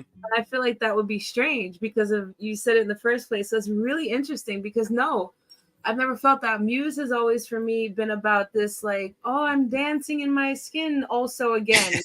Right? Like I'm doing that and now I'm doing it more. And when I'm not doing it, I'm still doing it. That's only gonna come from romantic love in the sense of what we're talking about there. No. So okay, so in your mind, so so from the female's perspective, right? So a male muse has, because I can relay. I would say I was my wife's muse as well. We were both each other's muse. and I can give examples, right? But you would say that for women, it's more in a romantic sense.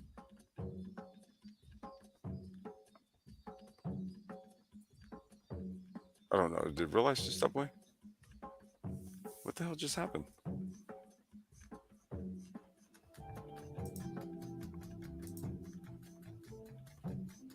Um.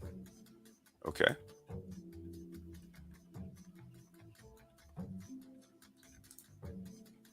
You guys there? Yeah, I'm still here. Yeah. Did you? Okay, man. I don't know if something's going on with her mic. Wait, raining woman. She's up. Let me bring her up. Okay. Yeah, I wasn't sure what was going on just now because I was responding to what she was saying. Okay. All right. So I think she. Okay. I think she's getting something happen. I saw her mute and then come back. So I think she's getting her mic together. Okay. All right. I didn't know what the hell happened. It seemed like something went quiet for a second. Um.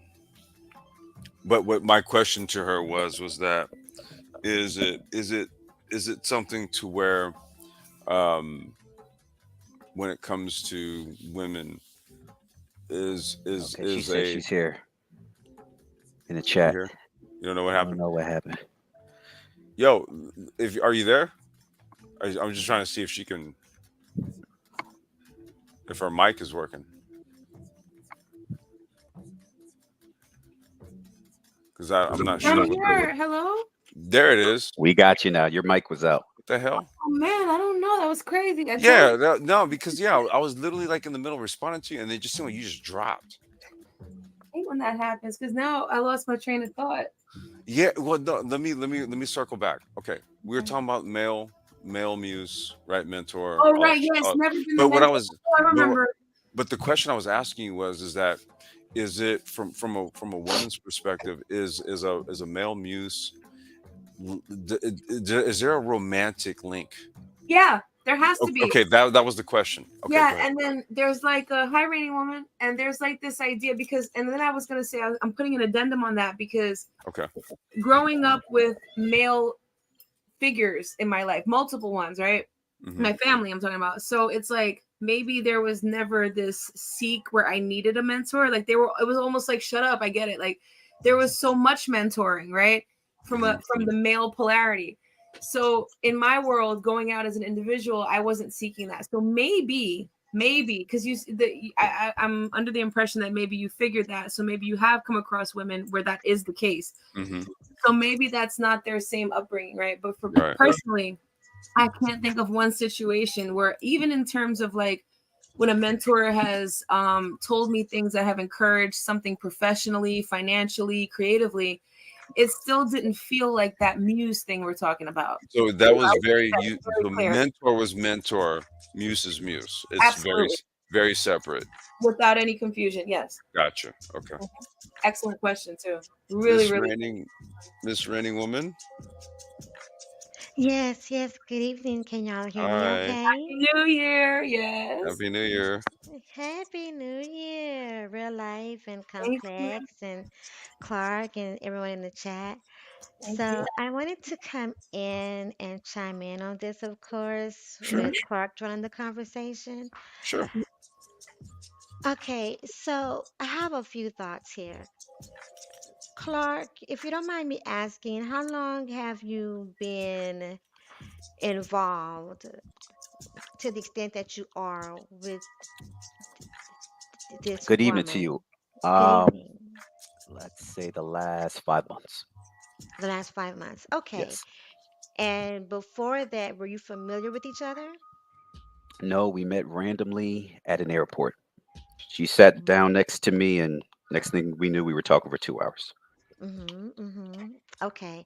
And but in this time span, she provides quite a bit of value to you. Yes, when we're together, absolutely, absolutely. When we Mm-hmm. share each other's company, for sure.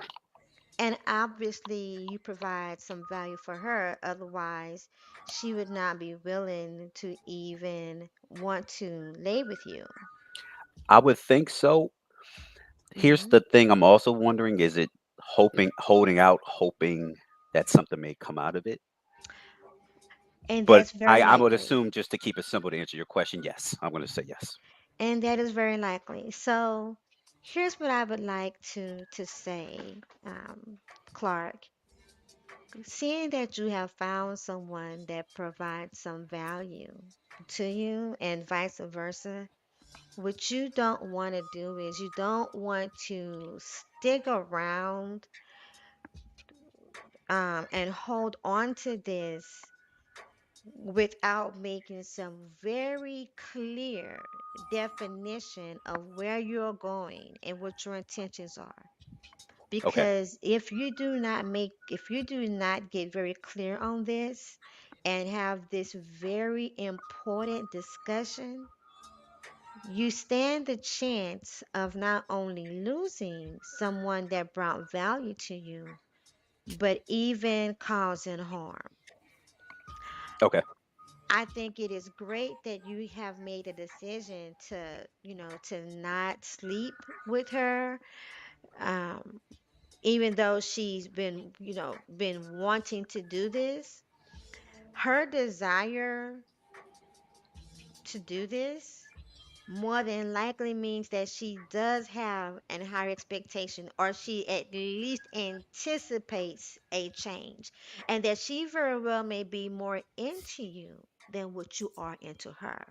And it has not much to do with compatibility in as much as what it is what it is.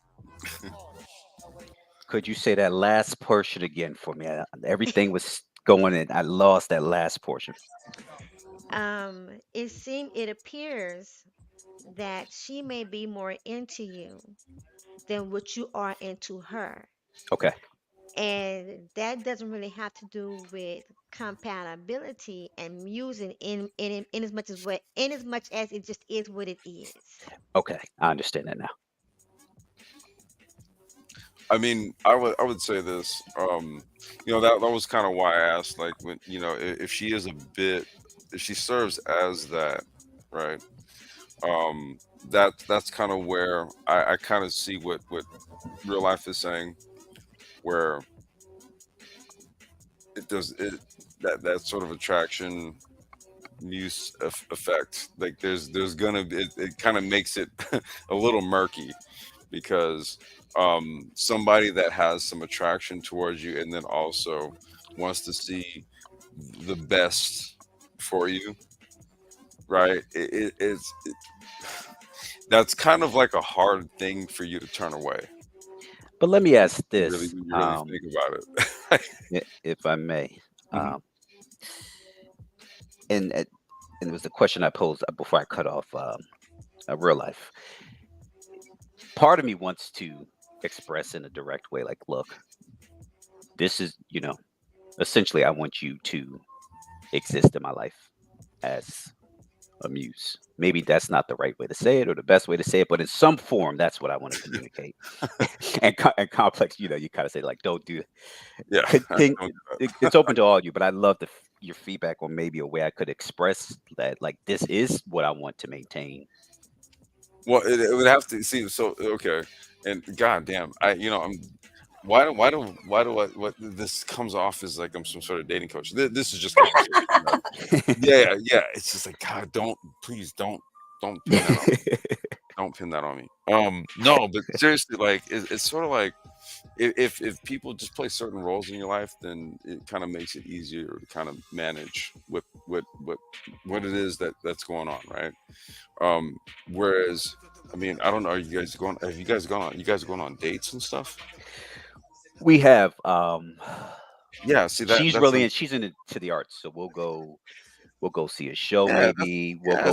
we go for a walk and just talk, like we can just sit on a Dude, bench and just I'm share gonna each tell other's you. company and just That's totally vibe out. courtship, dude. That's courtship shit. And honestly, that is literally the thing that people really should honestly engage in if they're really trying to look for a meaningful relationship with someone. Mhm. In I all think Mhm. actuality. all of this muse doesn't have to be romantic. Okay, so like remember I was talking about the God spark, looking at a flower and feeling a muse. Yeah. So I Mhm. get that part, but in a person, how can y'all say that in a person that it doesn't have to be romantic? No, Just feel no one's disagreeing with that. I'm not talking about the guys, actually. I'm talking about the women. I understand it from the man's perspective, like I said before. I actually thought I Uh-huh. made that clear. But so Shonda and Raining Woman are saying no, it doesn't have to be romantic, and I get it, but I want to hear their thoughts as to Oh, why. I want to hear them say this like, I one. want, yeah, because also a couple things I put in there, because those that floaty feeling of like, so for example, this idea of creation, right? Usually I feel like there are a couple different themes that lead to that. One of those would be love, right? Another would be, I guess, the heaviness of existence, right? Existence, existential stuff, right? Mhm. Past that, I don't really see too much of it really being like that deepest sense of the music. I understand it. So I really want to know how a man, screw the other stuff, because we already talked about God being the ultimate muse. I'm with No, that. that's true. What But you in just said. terms, okay, You I said want you said existential, and what was that one? love. Yeah, I Yeah, can't. I'm like, yeah, I can't really see it past that, right. because anything else is like mentorship, or Exactly. it It's falls in a very different category. That's why exactly I was asking you earlier. I was like, okay, so mentorship. These are like the lines are clearly defined, right? These are separate. in my mind, right? So Yeah, I'm no, so I curious agree. about the other point of view. Like, I agree. so Raining Woman, how is it? Tell me, what is it like? What does it look like? What does it feel like? So what it looks, can you hear me? Mm-hmm. So what it looks like for there's an echo somewhere. Is it me? I just went on mute. It Um, might be me because that's been the common theme. So I went on mute while you're talking, guys. yeah, I was gonna Okay. say, I think you sound good. Okay. So what that looks like is someone someone having a particular look or a particular style that stands out to you, or and just really catches your attention, and because of that you are inspired. You use them to either write about or to do art, particular art, fashion design. You use them to as a mold for perfumes or different scents. That's what that looks like. There's no romantic connection at all, but it's something about them that arouses your creative senses.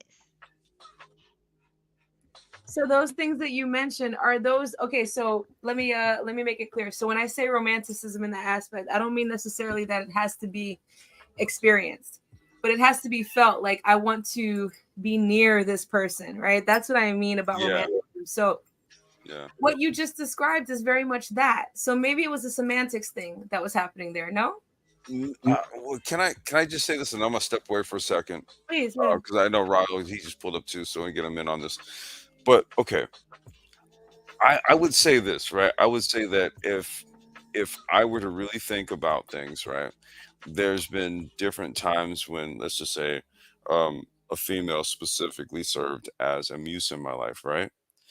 I will say this: it hit different when it was my wife, and I think maybe real life. That's kind of what you're when there's a romantic component to it, right? There's like a heightened level, maybe. Yeah, because otherwise it's just a spectator. It's a person who's romanticizing about this person, but is not actually experiencing it. And I say that with the utmost respect. I'm just saying this is literally how I'm thinking about it. Yeah, I'm Versus kind the of, actual saying, yeah. "Wow, I'm moved by this person. Let me get in that. Let me involve myself in that somehow." So it's like, and then that's when it becomes like the thing, right? But it just seems like a very observer perspective, which definitely is still being mused. So I Yeah, can't argue with it. I cannot. It's just totally it's not my not. That's what perspective I'm at saying. all. There's not. That's Yeah. why I was like, I think there's kind of like a few ways, right? This effect can happen, right? It can happen like you were saying, like touch, right, in close proximity, right? or from afar. or just knowing that even something so simple as knowing that it's requited. So if basing it on what you said, Rainy Women, there's something about this person that's magnetic or attractive, right? And then knowing that he also feels that about me, that's where it happens, right? It's like, it's like now I feel different about things, right?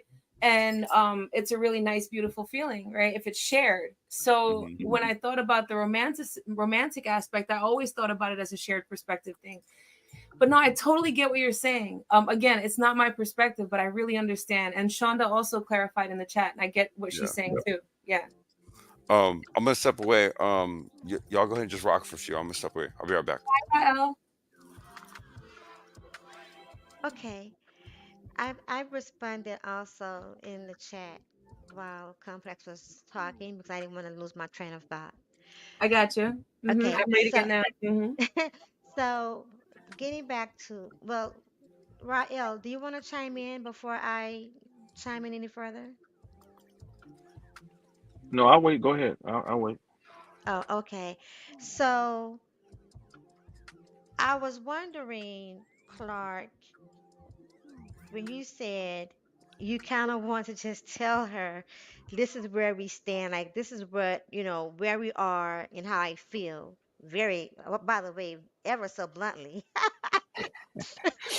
I'm being blunt with you all. I definitely would want to be more tactful in terms of saying it to her. But please, yes, Understood. Okay. I wouldn't come out like But given the fact that you've even thought about it, that. Yep. really means that you really need to have the conversation. For one, out of respect for both of you all and out of care, and for two, to shut down any unrealistic expectations on her part, especially with her being such an older woman. I received that. And she can still be your muse. Yeah, that's my hope. I'm hoping the relationship isn't lost. Well, here's the thing. If she's really a muse, and you can always have more than one muse, by the way. If she's really a muse for you, it doesn't go away just because the musing won't go away, even if your relationship dissipates. Oh, I totally disagree. You do? Sure, Yeah. sure. Chime in, chime in. Yeah, because after the relationship is no longer, then there's some clarity that would heighten, or I should say, highlight the incompatibility. And it's like, it's kind of like, I don't know, what do you call that? I want to go back to the whole situation has now a blanket of disenchantment on it. So it's like, for the healthiest outcome, I think that a person should say, well, this is now no longer, and to hold on to that, I think would be the only way it could still serve, that person could still serve as a muse.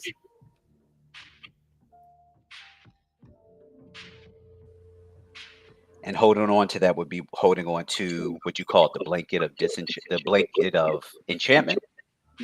Maybe, yeah, that's a good way of saying it, or just the connection in general, or what pieces of the connection were there where when she was serving as the muse. Yes. Okay, Mhm. okay, Yeah. okay. Yeah. Which could be in turn that the what you're calling a muse is not really a muse. It's comfort. Mm, okay. Well, when we first started discussing muse, that was one of the key words I used that meant muse to me. So you're absolutely correct. Because there's, of course, subjectivity, right? So if you attach the definition to the situation, which is inspiring, right? There's also some subjectivity to the inspiring. So yeah, for me, comfort has a lot to do with that. Discomfort is not comfortable. Why would I be? Oh yeah, I want to write this, and even though I could write stuff in angst, that's not my spirit. I can get that out. That catharsis happens in other ways. When it comes to, like, physicality type of things, when it comes to creativity and feeling inspired to create something, there's a peace involved in that, and you're absolutely right that comfort and that peace go hand in hand for sure. And then when Well, we're putting it in the section of a person, then yeah, that has to do with the relationship. Absolutely, unequivocally, yeah. well, um, I think I actually agree with Rain and Woman. Um, there's uh, a piece of literature called the Odyssey. Yeah, by Homer. Um, Mhm. that deals with Odysseus, and when people were trying to take over his kingdom, he went on a quest, and if I'm not mistaken, Hey man, that's about me. his I know. Right. So um I think his muse name was Dido, if I'm not mistaken. And in in the story, like he was kind of really, I think, enraptured by her, and he didn't want to, continue his quest, you know. But in order to save his kingdom, he had to. So the inspiration, the inspiration that he had in terms of a muse, he still had to continue on without her. So I think the idea that when it comes to a muse, that it has to play out in a fashion that maybe the relationship is successful. Is not really quite looking at it uh, it's clearly as one can, because that's what makes it what it is that a lot of times it's not going to play out that way. But the world Um, crumble when the muse, well, maybe there are more than one, as was stated earlier, but also the world doesn't crumble when a muse is displaced, right? Because there's that, which I right. referred to several times, that ultimate sort of muse that's experienced with your relationship with living, right? But let's even put that aside for a second. Of course, the world doesn't crumble with anything being removed from that, because there are times of stillness and movement in terms of creativity, but also because there are several other sources, right? This in terms of not just being the person muse. But I didn't. I hope I wasn't interrupting. No, well, that's what Rain and Woman was saying. That she was saying to him that just because the relationship dissolved does not mean she still can't be his muse, because But she did serve as a form of inspiration. The so there's a the non relate factor there, though, because it's her not being his muse after the relationship is over makes sense. But not feeling enchanted to still be creative or still having muses or the ability to be amused or mused shouldn't crumble just because that aspect is gone. So they're not in the they were I think there are two separate things happening there. I was gonna say are I'm you, are pretty you saying sure are you saying are you saying that he should, if it does dissolve, he should still be able to be creative after the fact? Absolutely. yes, That's Oh exactly what yeah, I'm yeah, saying. absolutely, yes, yeah, Yes. absolutely, yeah, yes, yeah, I agree with that. yes. Yes. And I was gonna say I think That's there's also exactly what the I was question. saying. Well, Yeah, no, I that's what I mean, thought she was saying too. no, I mean, here's the thing, right? It wasn't as if he didn't, Clark didn't state, that upon, he was kind of musing about like some sort of idea, and then when he encountered her, then all of a sudden he had all the answers, But I'm thinking about, and this is kind of going back to what real life is saying, right? So I see the side that she's speaking to, and this, and again, just to reiterate her point, this isn't to say that there has to be some sort of romantic component or anything like that. However, in the example that Clark was talking about, that woman actually does have romantic leanings towards him, Absolutely. Right. right? So that muse effect actually has a romantic component to it, even though it's not reciprocated. Yeah, it's Exactly. unrequited. It's unrequited. Exactly. Yeah. There you Exactly. go. So we can't ignore that. Yeah. Absolutely. Exactly. Yes. And there's several of these things are happening at once, which is exactly what we all just said though, but they're all happening at Mhm. once. So just because one Mhm. is There's a lot going on. Yeah. right, like it's totally true. Absolutely, Clark, you should be encouraged to continue going on and feel amused, and nobody would argue that. But there again, this does separate the difference between the muse, the existential muse versus the love muse, which is how I tried to bracket it for most Yes. clarity. Yes. Mhm. Hmm. Well, I remember I never forget this, man. I was taking a political science class in college, and it was a black chick. I mean, she was my type too, boy. I mean, to the T in terms of physicality. And I would be in class going back and forth with the professor. It like for the whole summer semester, we would just be it'd be pretty much me and him debating. And probably within 3 weeks to a month in the class, this particular chick finally she's we was leaving, and I was going to the library, and she asked me where I was going. I was like, I'm going to the library. She was like, okay, well, let me walk with you. So when we got outside, she she really just opened up and was just like, she was like, how do you do what you do? I was like, what are you talking about? She was like, the way that you just go back and forth with the professor, like I don't understand. I was like, because it's I engage. You know what I'm saying? Like, it is what it is. She was like, but man, the way you just talk and go back and forth, and you know, like it's amazing. I don't like how. And she was just really captivated. And as we was talking, she was like, yeah, you're attractive and all of that. She said, but she put the physicals to the side completely. She was just like, yeah, that's there. She was like, man, but it's just the way you think. Like, it's just amazing to me. And at the time, she had a boyfriend, and um, it was wobbly. She was like, it was teetering. She gave me the number or whatever, and she took the steps back because she just knew, like, to come in my direction was really a different game. And she knew she wasn't really ready for that. And so um you can get to a point where, and I think this is what happens in a lot of relationships. um People can meet their muse all the time, but the question is, are you ready for that? Are you ready to be inspired?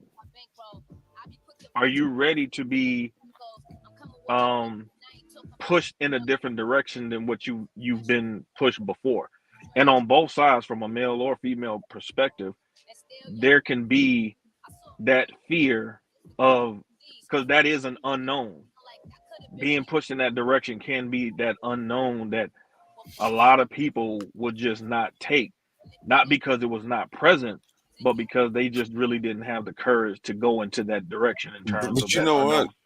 But you know what? To speak to that point, I think this is kind of where I can kind of relay like the effects of a muse. It's almost as if it's like a muse removes that fear. That's kind of like the effect that they have, right? Per the definition.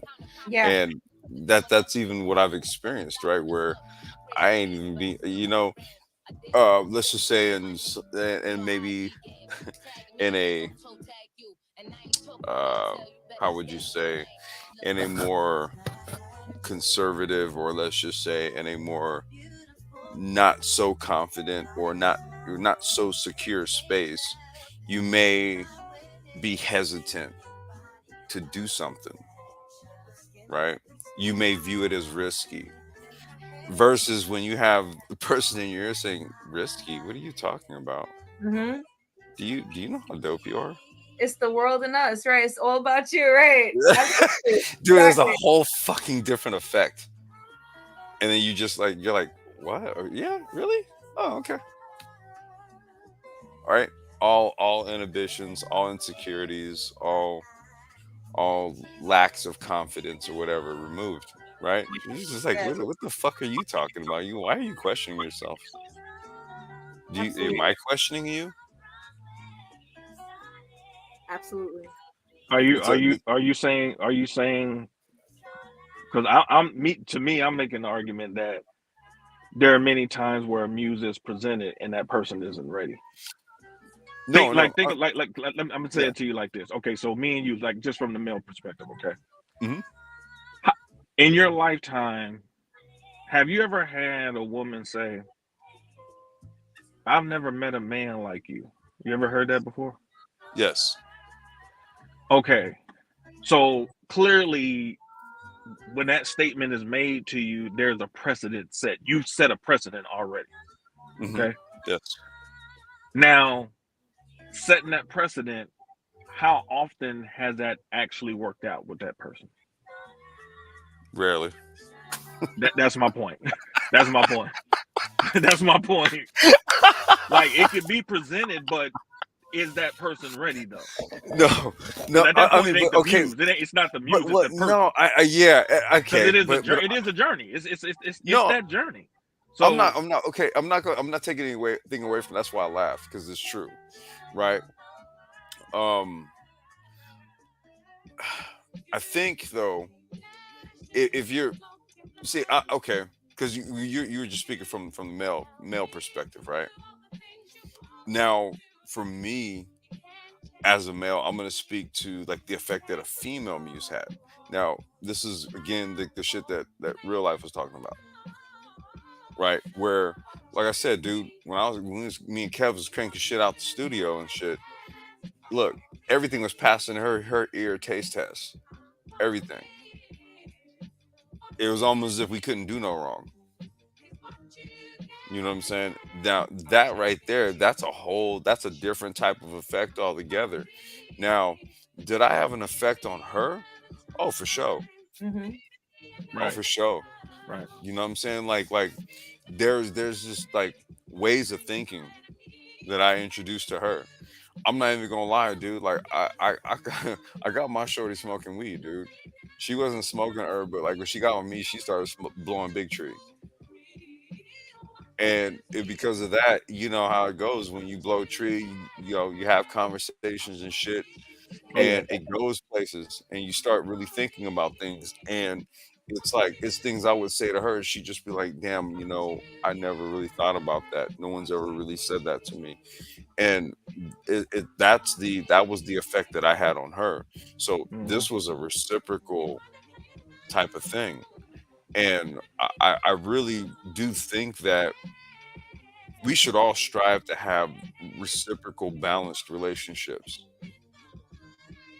right? Yes, um right, speaking to what Clark was saying earlier, I was like, that is going to be that's largely one-sided because she's already expressed a romantic leanings towards you. So we do have a bit of an off balance there. She has an amuse effect on him, yeah. She also has romantic leanings towards him. That's not necessarily reciprocated. So she can right. only serve as a muse, but for so long. Which I think leads me to think, am I cutting you off, Complex? No, you got to go ahead. Which I think as you were talking, I was thinking, of course I was listening. I was also thinking maybe this is an issue, not issue this, like there's no this, but maybe the differences in what we're talking about, because it sounds like some stuff are overlapping, has to do with the degree of muse, maybe. So, at the first degree or second degree muse, it could be like a professor or something that's like, he or she said something really inspiring, and it has nothing to do with romantic, right? But I think the heightened version of musing, at least how I was thinking of it, definitely overlaps with romantic love. Now I could say more, but I Yeah, I think would agree with that. Yeah. it's Yeah, that. yeah, At the heightened point, yeah, yep, absolutely. yep. Sure. Yeah, Hmm. absolutely.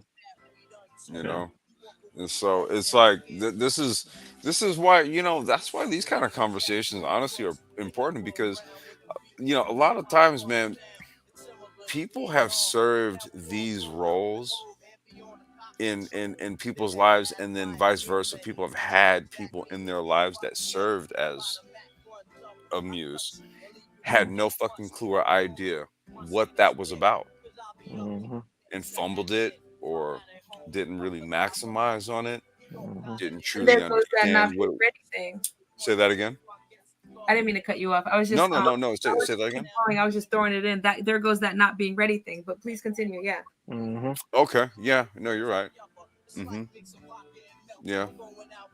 You're Because right. I remember when I was in my late teens, going in my early 20s, and I remember meeting, shorties, and we be talking, man, and they might have get out, now mind you, they like 20, 21, 22, so they got out of a relationship, it didn't work out or whatever. So maybe that first, kind of real relationship post high school or whatever.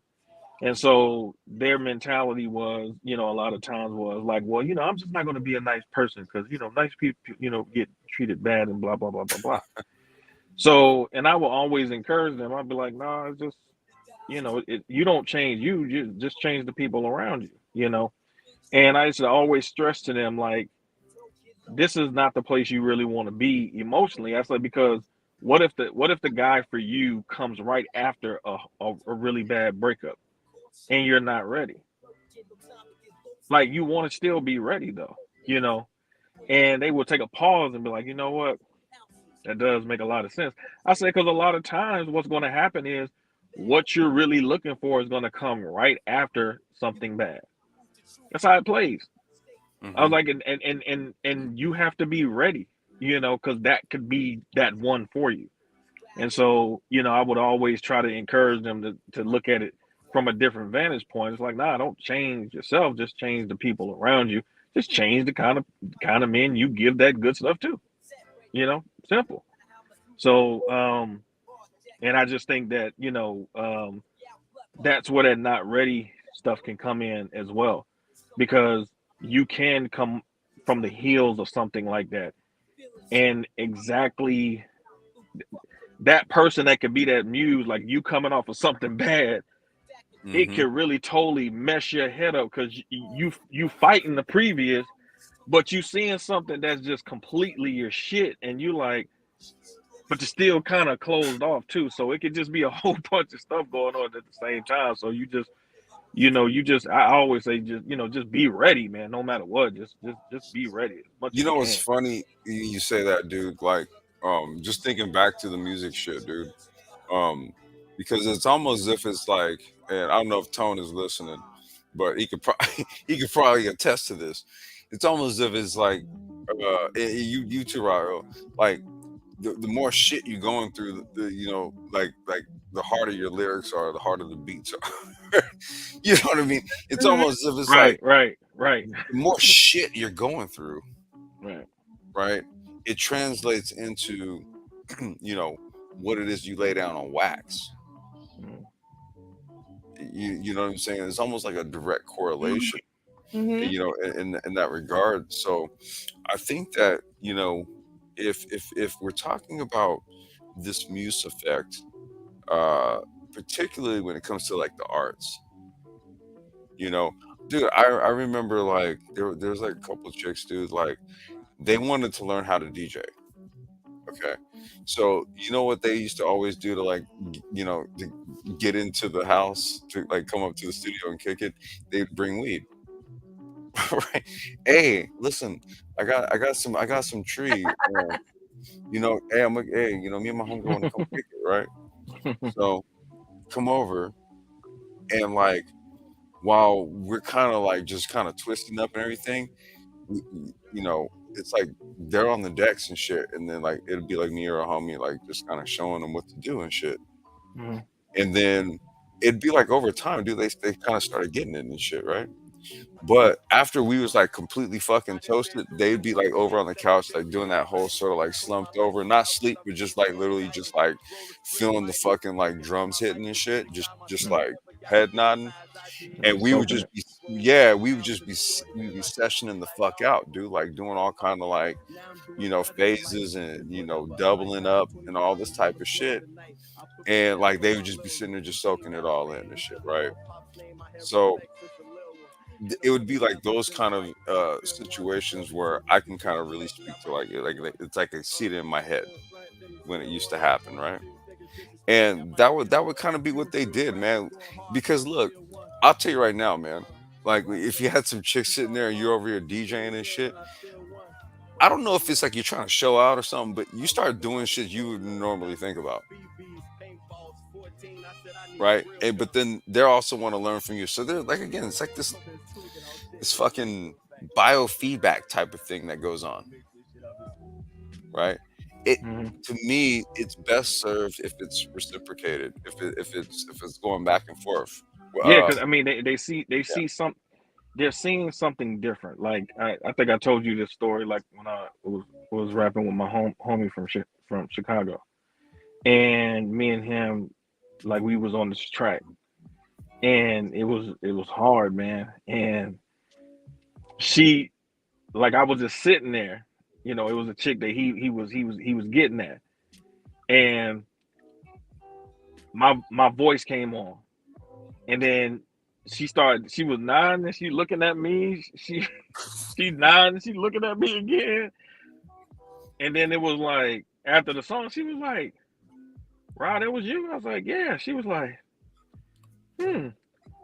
She was like, and then she just sat straight and was like, "Rod sounds nice," because she had like she was a black chick, but she had kind of like a valley thing too, so she was cool, man.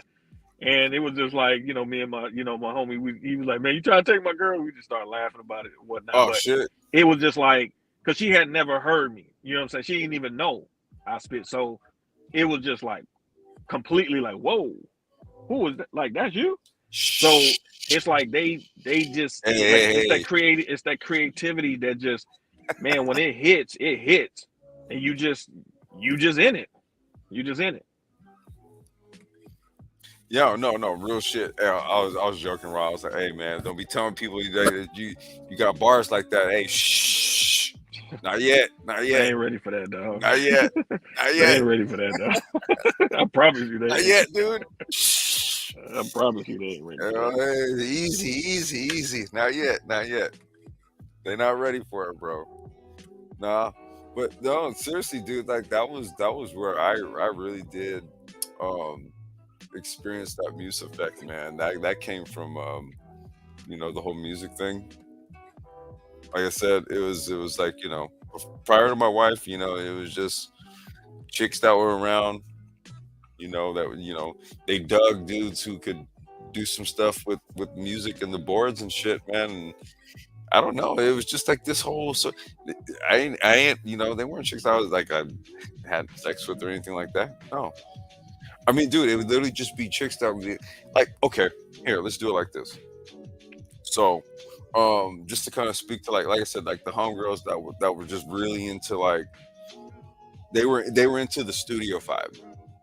Okay, there was back in the day anyway when studios was a thing, right? Everybody now they do shit at their damn computer. Okay, Yeah, but there yeah. used to When be a sessions time. was actually sessions. Yeah, there was a time when you had it was a studio, like so cats had to like kind of, it might have been at it like with us, dude. We had a room at our pad, and there was a Same whole thing with my room, dude. boy, man. Yeah, it was a whole room, dude. It was just dedicated, bro. And like anytime you go in there, more than likely it was clouds of smoke in that bitch. Okay, and it was it was kind of like a creative space, and I'm saying like there's a like a female creative component, right, that goes along with that. It was And really a safe space. That's yeah, what that's what yeah, attracted him too. that's what I'm saying, dude. It was just like it was kind of like a vibe space type of thing. Mm-hmm. For those of y'all listening, we Gen Xers, we three Gen Xers talking, right? So this is kind of like how we came up. I don't know how young motherfuckers do it nowadays, but back then, back on our come up, this was how it was, and that's what I mean, dude. It was like they just came through, kick it. Same chicks would be like, "Hey, what's cracking tonight? Oh, I'm gonna be DJing so and so." I'm gonna be doing like 10 to 12. Hey, can I roll with you? Yeah, for sure. Right? And I'm just saying, dude, like, look, what do they always say? Like, if chicks see a chick, you with a chick, then they want you, right? So it used to be all that kind of shit. And they wasn't hating or whatever. They wasn't tripping. Listen, don't know, right? However, it did lend to the to the creativity. It lent to the environment. It lent to what was going on. I cannot deny the effects of it. I cannot. Real, you there? Or is she having mic issues?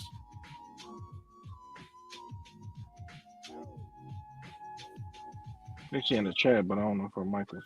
Yeah, no, because she had that issue before, and it might be happening again. Yeah, if she's talking, we can't hear you. No, no, no. Right now it's muted.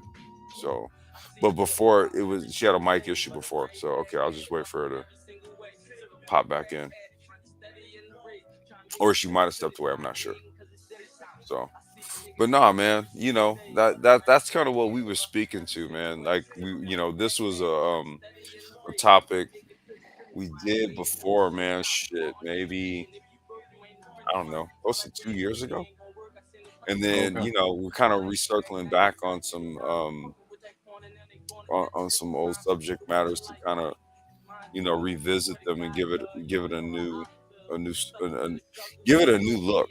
You know what I'm saying? And this was definitely another dope live stream where Hmm. we definitely got a new look out of it Yeah, for man. sure. Yeah, for it's, sure. it's some tricky stuff, man. You gotta, this existence thing is something else, man. And Yeah, how things play and energies bounce off each other. You know, um, it's just, you know, you know, it's just weird how things flow. I remember, when I was at Clark Atlanta, and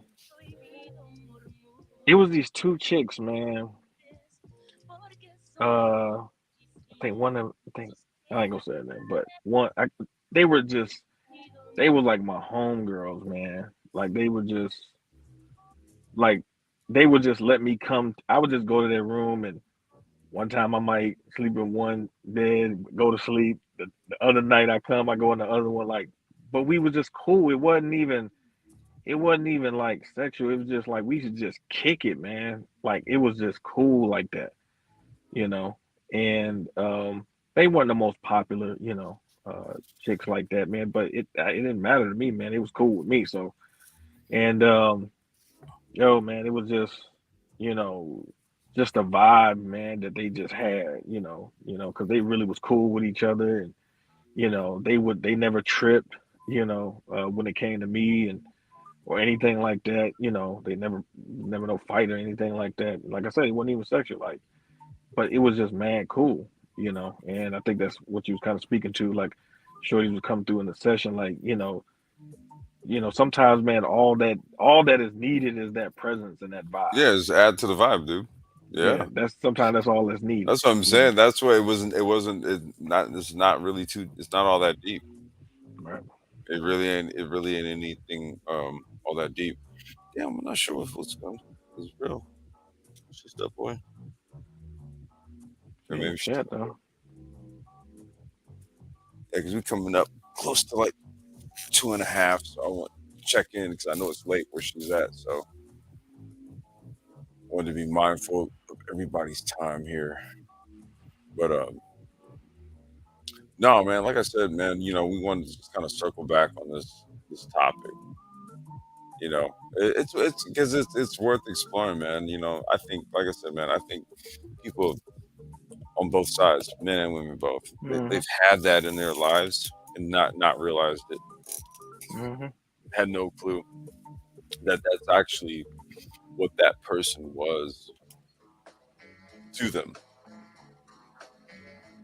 You know, it's funny, man. I had this conversation with this chick that was Nigerian, and Oh, we had spent oh, some okay. Wait. My bad. Okay. All right. we No, had no. spent She's good. some time off and on. Like it was her, and she admitted it. Where we were, it was a back and forth, but it was because she wasn't ready. So one day I just asked her. I said, "Have you ever met a man that's ever inspired you to be a better woman?" And we were talking, and I could see, we was talking on video, so I could see her expression, like, and she just bashfully, batted her eyes, looked down, and she was like, you. And so, but as we had talked over that period of time, like what she really found out, because she was very scared of me, and what she really found out was that I reminded her so much of her father. Man, That's you, what you really had her shook, like and then I was breaking stuff down about her father to her, that she was looking at it completely wrong. And it just complete she was just so I could tell it was such a kind of weight lifted off of her, you know, because she was looking at it wrong. And so I said, look, I said, your father inspired you. I said, he did some of the things that you're doing now. I said, but you're doing it better. I said, you got inspired by him. I said, the next generation, it's always supposed to be better than the previous. I said, you're better. I said, what you thought that your father should have been, maybe his job was to get you here. That was his job. His job wasn't to be the best at it. His job might have been to inspire you to be the best at it. I said, so at the end of the day, I said, you're better than him. I said, hey, he did his job. I said, he was yeah, successful. He made a dude. child that turned out to be Better. better than he I, was. as I said, dude. Like my whole thing is to like leave this shit in a better situation, child and all, when I leave here. Right, right. Like, simply put, man. Like That's that. what I That's told her. I said, look, man. I said, look, you. I said, man.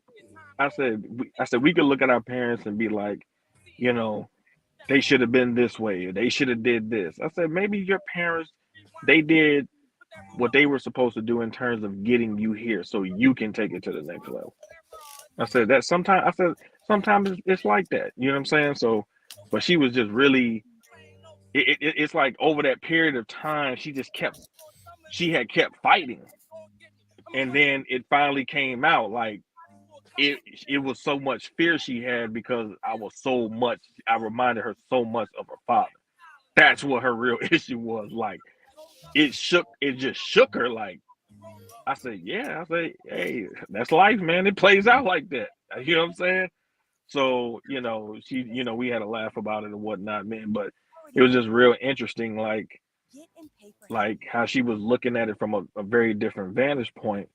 But then she had met me, and then I just inspired her so much, and and it was just like it scared her too, that I could know her so much, and I never had to even physically touch her. Like it just really shook her. Like, man, how did this guy know this stuff? You know what I'm saying? Mhm. And so, that that Sapio stuff started kicking in, and it's just like it's a whole different ball game. Just like the shorty in my class that was just completely enamored with just the intellectual side of me. Like she Mhm. was not even.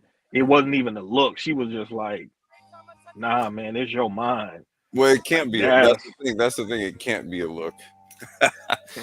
Not. It's not physical. Well, the brain is inside the head, but who wants to look at that, right?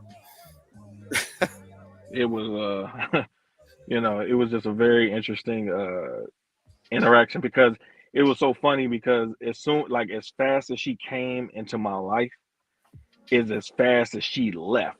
Like she completely, after we had, I think we had ended up having dinner, not dinner but lunch. We was in college, we ended up having lunch at Applebee's, and after we stopped talking, man, after that, um, it was so wild, man. She just was like, skirt. She was out of there. She Skirt, was like, skirt.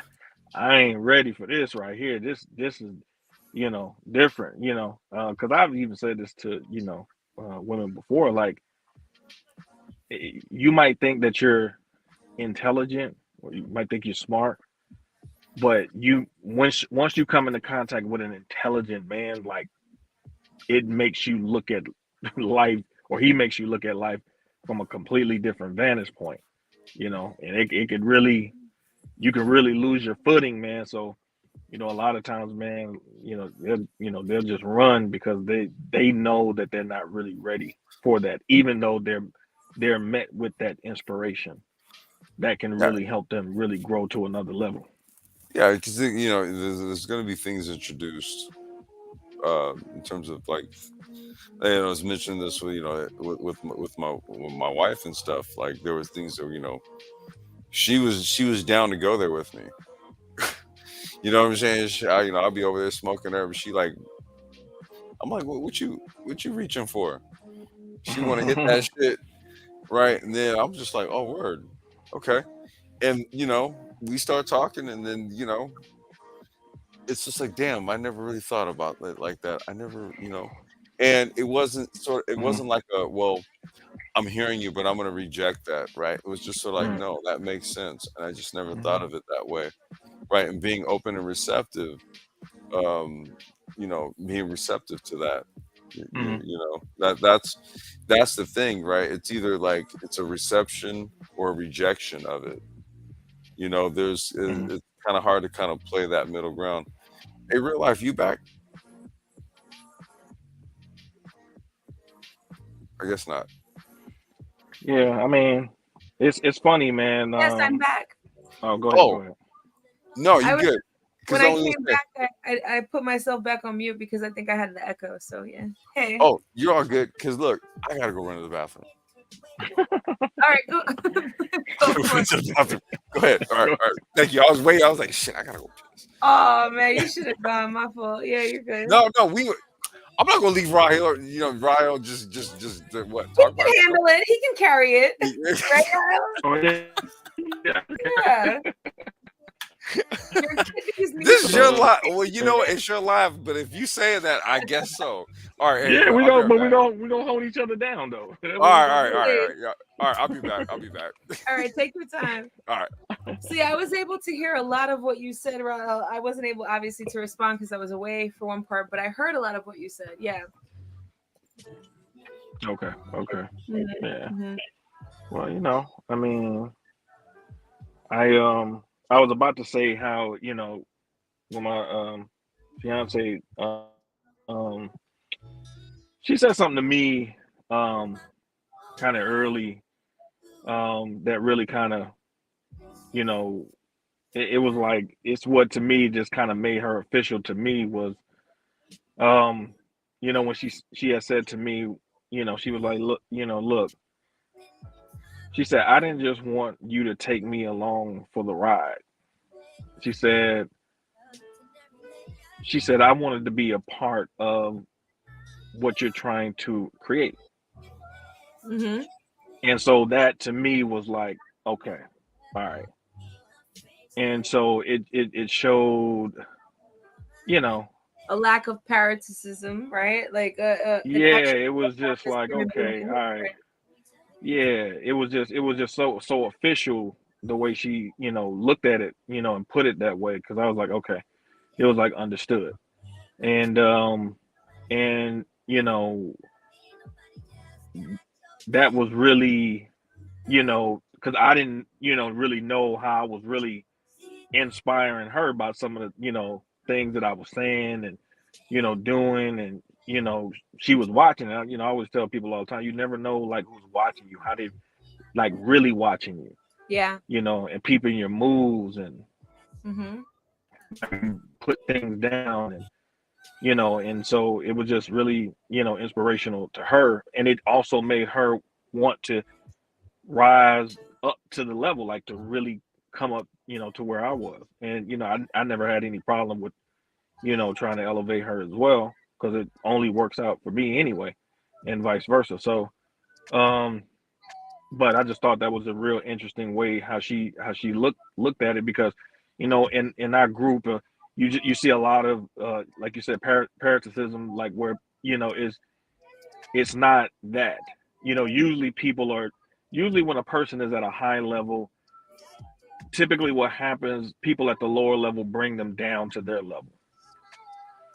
Yeah. So when you meet people that are that actually have the courage to elevate to your level, that's something that you really should pay attention to, because it does take courage. Like, it, because it's like being a baby. Like you're being stripped of what you really knew, and you're crawling, and you need that person to help kind of guide you too.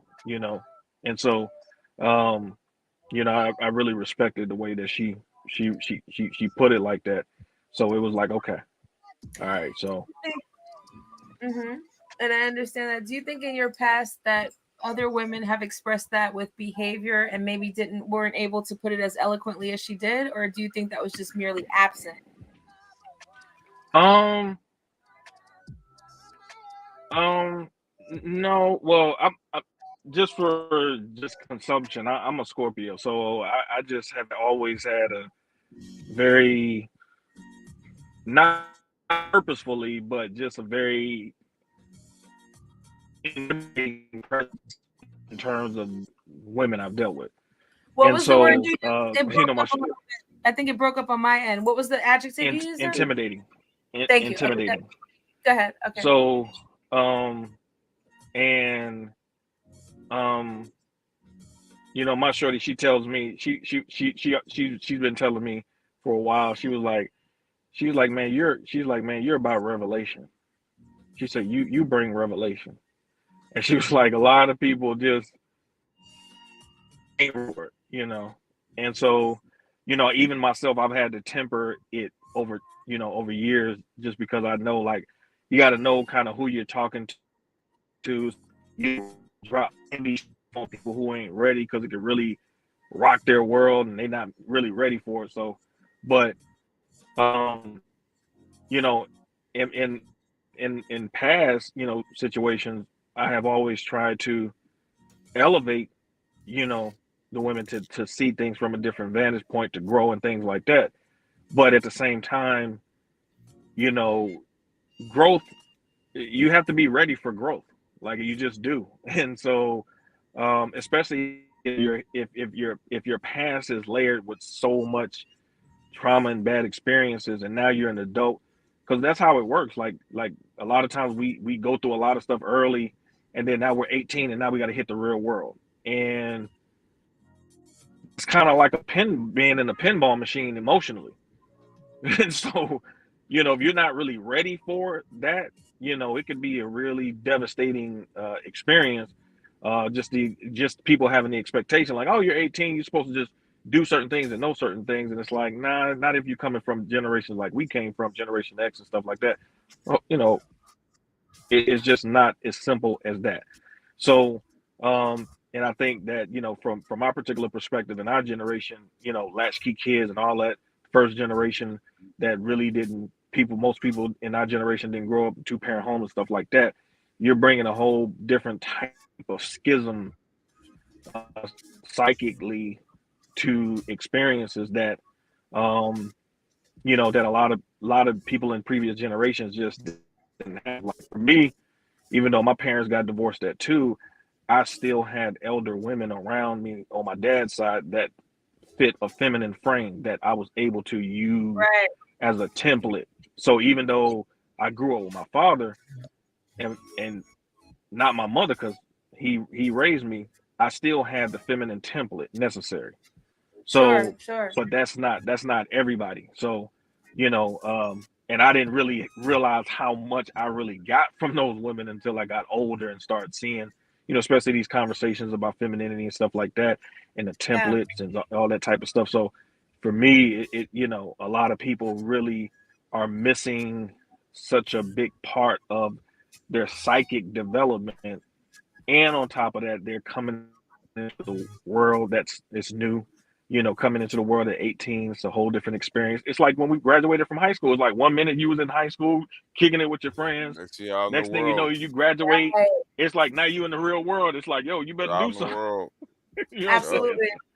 So it's a whole different Yeah. framework, that you're dealing with on top And of we didn't have all the that cushion of academic. the No. internet. I mean, the internet was around, but it was a whole different thing. It was like literally for certain purposes, right? It didn't really enhance things like that. Like you couldn't really make connections like that. You know what I mean? Nah. Yeah, Right. totally different. Yeah. Totally Yeah. different. It was Totally more. different. It was more utility, right? It was basically like email, Email, browser, Exactly. browser. and Yeah. instant Fact messenger, finding. right? Right. There was Right. no social media real time updates, notifications. Like nowadays, you can travel the world just impromptu, just based off social media on some shit. Like if you have a couple followings, hey, I'm going to New Zealand tomorrow. Who got me? Like, you know what I mean? Like, Yeah. All right, I'm out, y'all. go I'm to. out. You know what I mean? Like, All right, I'm yeah. out, Right. y'all. We had nothing like that. We were literally out there. We had to either create some shit or get in with the program and figure out how to understand that and then do better, because the program was never going to do us justice. Yes, Right. ma'am. And I wear that as a badge of honor because it means that no matter what, there's still a capability there because we've had proof and time to test that, which is Well, here's the thing, right? Like what Facts. you just Absolute said, facts. it's the proof, right? It's been done, right? We the ones who did it. Like, dude, That's like right. think about this modern fourth industrial era, right? Mhm. Every last bit of this shit got Gen X fingerprints all on it. Mhm. All over it. Yep. All over Absolutely. Let's keep it a buck. Absolutely. Yep. We're able to And that's where a lot of the actual jealousy and envy really come from, because people are like, man, like, how did y'all make that out of that? Like, how did y'all make hip hop out of crates, right, sticks on water Two buckets? turntables and a microphone. right. Like, how y'all do that? And how are you guys not crumbling at every little anxiety-ridden situation? Like, how are you guys doing that? Like, We how were are you latchkey kids. I had to be responsible for my house at the age of 10. You know what I mean? On some Right. serious, like, no, really though. You know what I mean? Like, really though. Yep. On some, you're out in the world where the innovations are happening. You might know more than the elders in your house. So yeah, you do Thank have you. a responsibility. Real shit. Yes. Real Absolutely. shit. And that's a heavy Absolutely. weight to carry. And we're still not complaining about the stress though. Mm-hmm. Right? Yep. We're just Nope. going along and understanding how easier it is for us now and enjoying No, we it. blow good tree. Finding to get rid of plasticity that in it stress. all, okay? and doing it during the crack era too. Thank you. COVID, I mean, all of us lost people during COVID. We're still here. We're okay. Right. And we're being bombarded with all this shit. COVID's not real. How do you say something so irresponsible? Like, I get the conspiracy aspect of it. That's real. But you can't irresponsibly state it as COVID's not real when folks are dying, right? You know how many homies I lost? You know how many homies I lost? Too. There you go. Like, that's why I don't even want to. Yeah. So it's like you can't, and this is the shortcut communication, though. That's my point.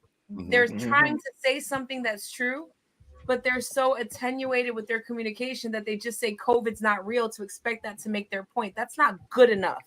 Right. And this is why some of these people can literally grandfather on the Kakum Bridge in Ghana. Don't ask me how I knew that's where he was. And pose as grandfather. Like, I had a grandfather, rest in peace. He was a great man. So nobody on YouTube, thank you. Nobody on YouTube is gonna take that place and make me think like I have stars in my eyes now. All of a sudden, I didn't know. Hell no.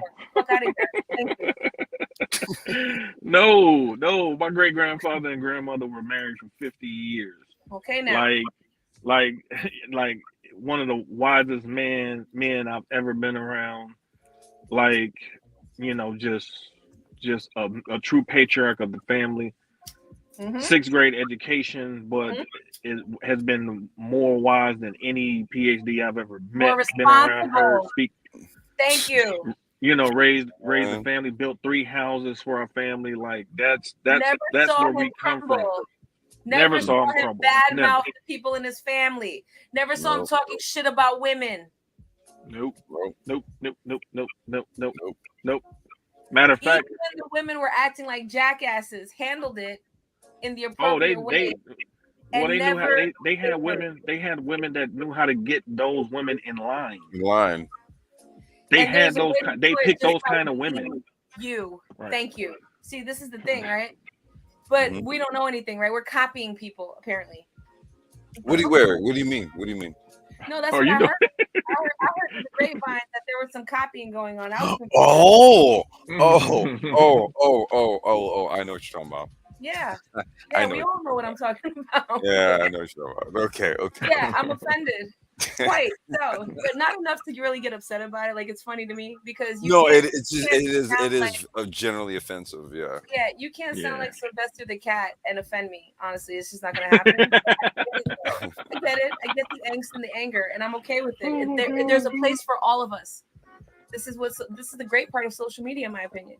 Yeah. Well, you No, can't say people are copying you when every time we turn around we're seeing snippets of our imprint on your shit. Oh no shit. It's a fact. Fuck out And I of don't even watch and I see it. How am I seeing it? I'm not even watching these cats. Like that's here. the real. Like they don't even want to go down that road. Like they would get smoked. I thought Like they you would did. get your feelings I hurt. thought Like they girl, did, don't stop. Don't I do really that. thought they did because there's a certain thing with towing the line, as it said, right? Mhm. Versus actual efficacy. We like to talk about efficacy, right? I heard that's one of those buzzwords, right? Okay, so when you have an opinion about something, what makes our opinions valid? Let me throw that question out to the gentleman. What makes our opinions valid? What makes our opinions valid? Yeah. I would say what makes our opinions valid is when there are real world examples to back it up. Thank I was you. gonna say data. Data. And Okay. those pretty much are in the same realm, right? So we don't really need to go any further, do we? Nope. All right then. So I'm trying to figure out how such a brazen comment can be accepted in any way, shape, or form as being logical. Screw the truth part. We already understand that there's an untruth there. But the logical, there's no bridge there. So are we just able to just throw darts at people and just say whatever we want? Is that what we're doing now? Well, the different well, see, what we come to understand is that, and this is something that I will always give Obsidian credit for, because he said this, man, probably about 6 years ago. He said, "Black people do not allow facts and data to get in their way of an argument." Nope. And so when he put it like that, that was just, he put it so succinctly. It's like, that's it. Like at the end of the day, like these are not serious people. Like their content is not serious. They don't do any kind of research. They don't have any business mindset. Like at the end of the day, like you're not even, I don't even consider these people to be living in the real world, because in the real world, you can't get away with that kind of bullshit. You can get away with that on the internet, but in the real world, no, you can't get away with that. Especially in your 60s. If you come through the door with that kind of mentality in your 60s, you are going to get laughed at. Right. You are going to be made a fool. You are going to be made a fool of. So the only way that a 60, damn near 70-year-old dude can push those type of talking points and stuff like that is on the internet, because even if they went into academia with that kind of nonsense, man, they will get shredded. They will get annihilated. You better talk about it, because there's a two-pronged thing there, right? It's not just even the flimsy rhetoric, right? But the emotionality. Like, if you really understand what you're saying and you're comfortable with it, what's all this? I don't get the attacks, like, and even not the attacks. What is all the screaming and whining and not letting people finish their thoughts. What is that about? When did we go? Where did we go wrong with that? Entertainment, man, entertainment. Oh, is that You what know, it there, is? you know, well, dude, Well, there was that's what the woke crowd does. They don't you let the other side. They don't let the other side talk. I don't need, dude. They get the school. They get the school shut down. They go out there and burn the city down and stuff like that because they don't because they know if there is a legitimate debate to be had, their talking points is going to sound like mush in the brain. No, It's I not going honestly, to be made. It's not going to be palatable. But as long as you can shout people down and don't let them speak, and Or you have the backing of the peanut gallery, right? and you gotta have that, and so when you have sycophants that allow old Negroes to respond like little children when met with legitimate criticism, Absolutely. then you're not really dealing with a serious space. Absolutely. Like you're not well, dealing I with was a just serious gonna space. say, I was gonna say to all that. I mean, you know, people are entertained by all that shit. There's like an entertainment component. As crazy as this sounds, and this kind of also speaks to sort of like this where we're kind of at society writ large, right? The type of shit that people are entertained by. I mean, oftentimes that type of stuff is done because it entertains the people listening. And as perverse as that sounds, it really does sound perverse, and more like so than that, it sounds sad as fuck because that too. I hate to think, because there have been several points where I would consider those my YouTube low points, where just in interactions with certain people, where people have challenged things about my existence, not what I've said. I'm okay with that, but like things like, oh, you don't have a master's degree, you don't have this, and I'm like, and the funny thing about it is that I never even brought up in the first place. It came up because of other people saying things. And the time where I feel like it becomes less about what we were first discussing and more about proving who I am, then there's a problem, because I don't experience that in general. So if I feel that, I can notice it right away and I don't like it, right? But then the second part of that is that when someone who is not equipped, as they say, to box with the gods, I'm trying to figure out why someone would feel comfortable doing that unless it was only about the peanut gallery. So really, it's the peanut gallery that creates this person. It's not them. They're just the figurehead for the unheard chat nats that would that is crazy. That is so right. You feel me? Yeah, thank you. Absolute facts. That is so right. And it's absolute fact. Yeah, and that's what I was telling. That's what I was telling Complex. Like, the type of content that we've been dropping the last when we start when did we that was last. I mean, well, we're in 2024, so if we take it back to psyche and masculinity and femininity, then 2022. That 2021, like, I mean, the kind of content that me and Conflict's been dropping these last couple of years with the shows that me and him been doing, has just really raised the bar. So now it's like, we're gonna really test your mettle, because I'm a researcher. Okay, so for us, we want to put it on the record to let it know what it is. So what we notice is that they never respond to the real shit, because they're not built for it. They're not equipped to do it. Right. Exactly. So what they try to do is they try to get into a mudslinging contest, because that's where they exist. They want a food fight, because in a food fight, everybody gets messy. Yep. But see, when it's time to put it on the wood about serious, being able to synthesize information and present it in a way that you can break it down for lay people to understand, now you're talking about a different game. See, when people yeah, and you have to actually have lived life to be able to do that. Not as like, on the outskirts. You know what I'm saying? And then on the fringes, yes. I didn't mean to cut you off, though. Please continue. No, on the fringes, you're right. So we purposely wanted to raise the bar to see who was who, and so we've been able to see who's phony and who's fake, and who's real. And so from that point on, they know they can't win that argument. That's why they never even touch it. They like to get in the back and forth because that's their lane. Because they want to go back and forth like the female that they complain about. See, And we're grown men. We're grown men. You're a woman, but you don't even do that. Why? Because your background, you're a businesswoman, so you got a different mentality. And there have been often times where I've gotten really ignorant on YouTube. I'm not gonna hold you. I have, and I'm not ashamed of it nor proud of it. It happened. It's the space you're in. My channel, and that's the world of like where people dox things like that, and it's based on envy.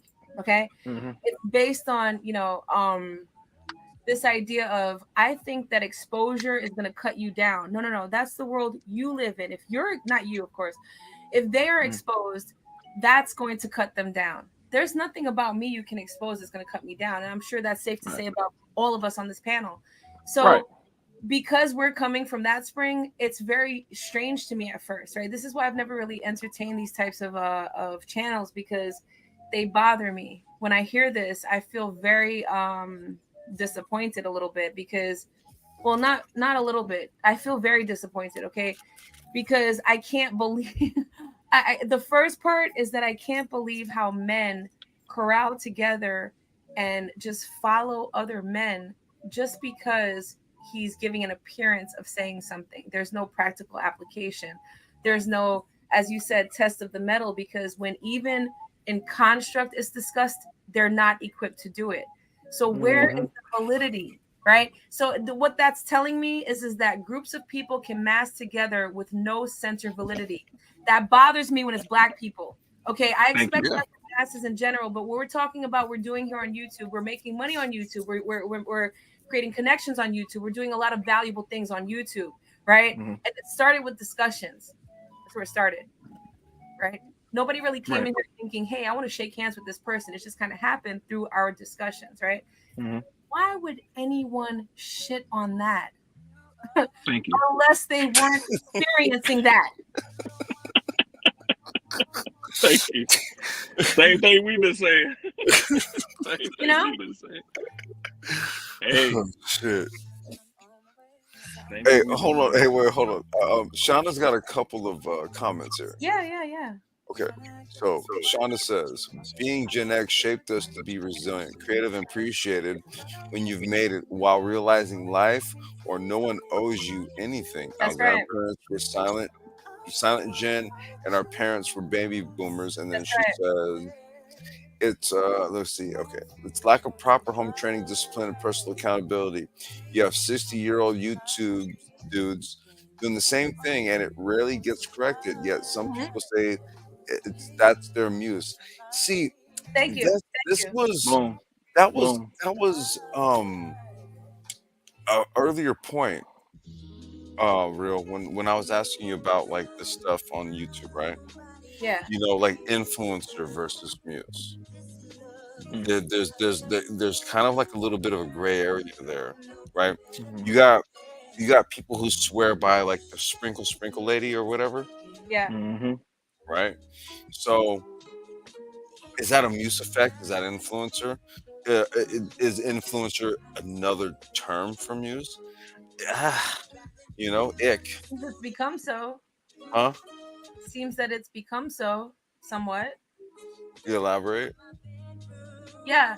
Well, the term right there, influencer, right? Someone to influence. So I'm already confused and quite disturbed about that. I've never used that term other than in the way you just did to kind of explain what we're talking about. But and you I think the audience pretty much knows now. I talk with a lot of people in Asia, and they use that term really, really like commonly and very strongly, right? So when they talk about people on social media, like when I talk about people on social media, they say channel holders, people on social media, like, because to me that's exactly what it is. We are people on social media. Okay, we are not influencers unless we are, and that's fine, but that's not for me to say, that's not for any of us to say.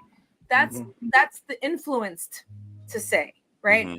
I don't consider myself a part of the influenced, and I also do not want to hold the title of influencer because for what I just said, right? So they're forcing us to think about it only in those two terms when it comes to social media, like what you got to bring to the table type of shit, right? This is rhetoric that we're hearing everywhere. And it's like, you know, our existence is what we have to bring to the table, number one. Number two, what we do with that existence is what we bring. Wait. Say that again. Our existence is what we bring to the table. And what we do with it is really the, again, practical application of what we bring to the table. So it does not need to be explained. Okay. It really doesn't, dude. Thank you for saying that. Thank you. The fact that we have this question about what do you bring to the table already tells us what the fuck we're dealing with. And I have strict issue with that. I'm not going to have those conversations. I do, like, you've never heard it here ever. Okay. Because so you know how we feel about it. Thank you. Because that's already understood. But you know, kindergarten cops, you know, they're over there talking about kindergarten cops. Bruh. What? I can't with her name right now. Yo, she went back to kindergarten cop. You know? Bruh. Oh shit! Oh my god! Oh shit! Nah, man. I mean, you know, when you title your shows "Ask Me Anything," that is very indicative of meaning you ain't got shit to talk about. Okay, now.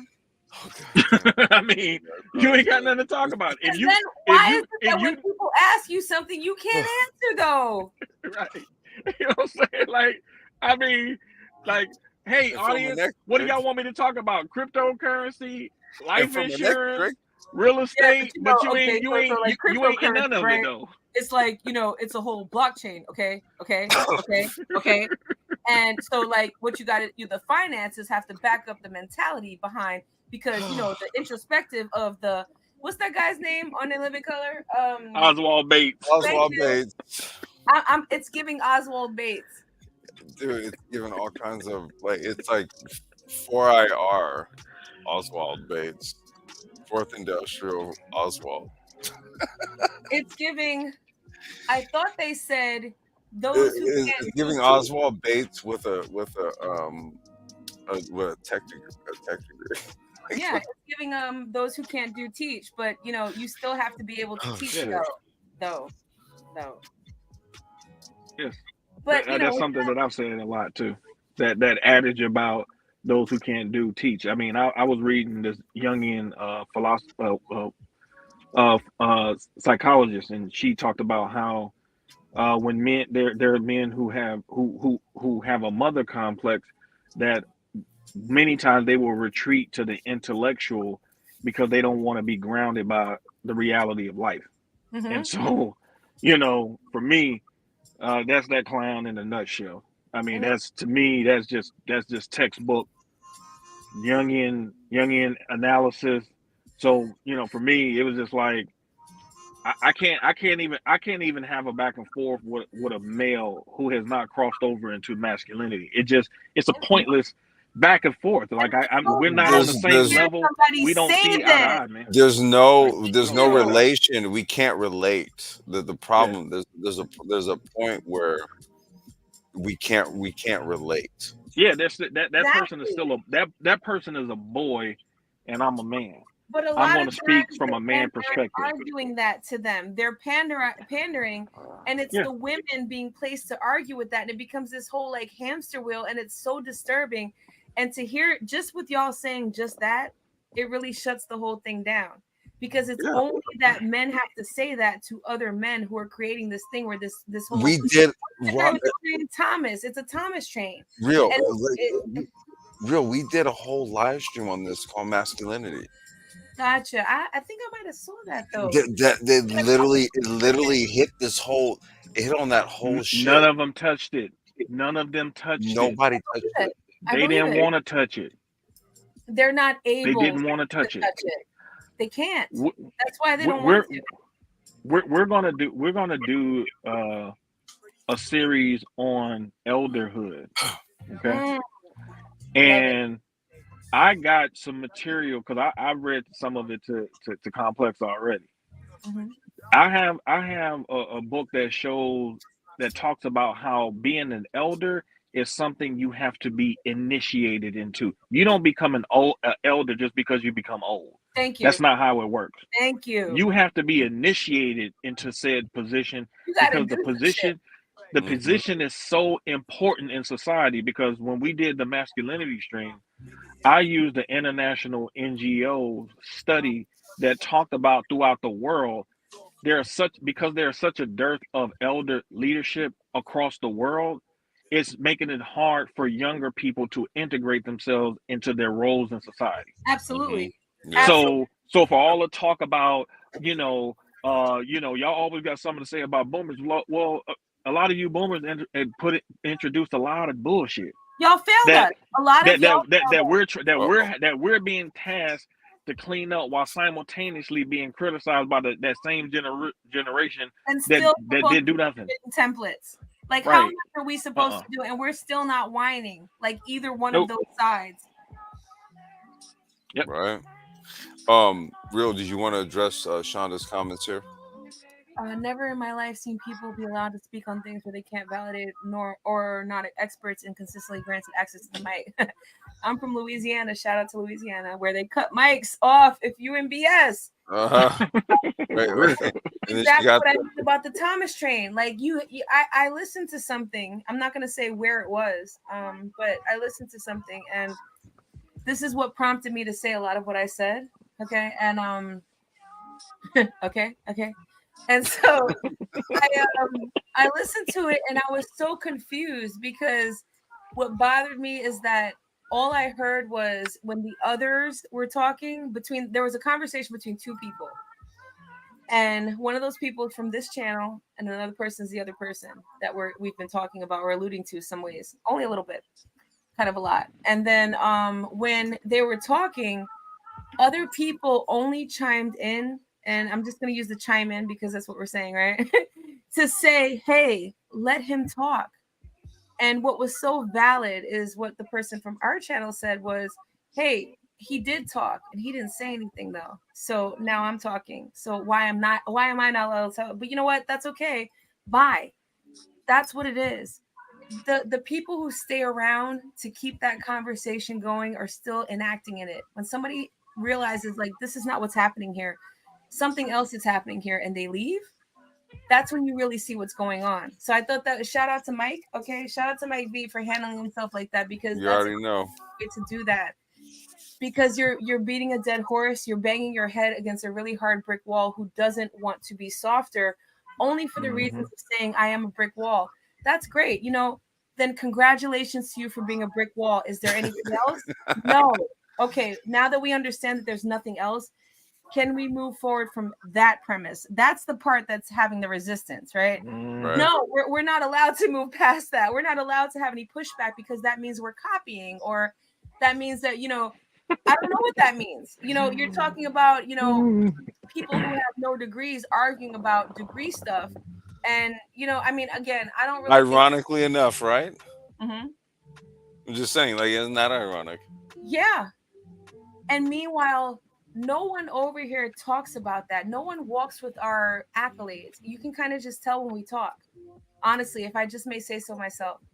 But over there in those places, in those so-called spaces, you have to present yourself with those things first in order to have validity, even if you have a master's degree or a doctorate in saxophone. And I'm just confused about that. Hey, wait. Hey, wait. Okay, so look, let's do this. Shotty's been fired. Shatta. Shatta con fire.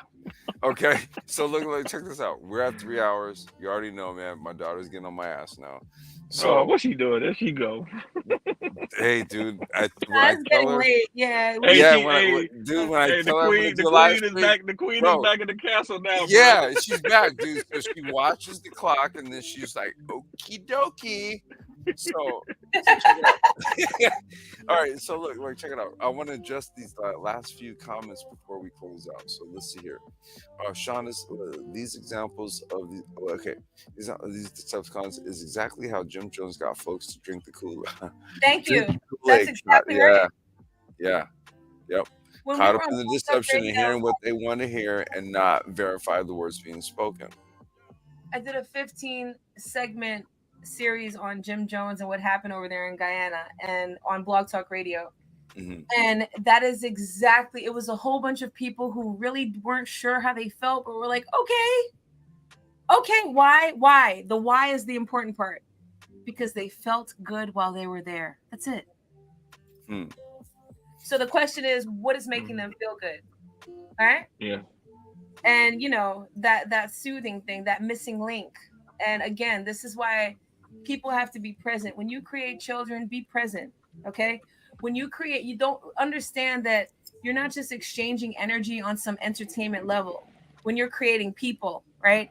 You don't get to make daughters and talk shit about women. You don't get to do that after you've made a daughter. Yeah, You don't get to do that and feel comfortable. And if people are saying that that's okay, the immediate reaction is to go with that gut feeling that I know happens, because it's natural to say that can't be right. But you see how much fight is going on?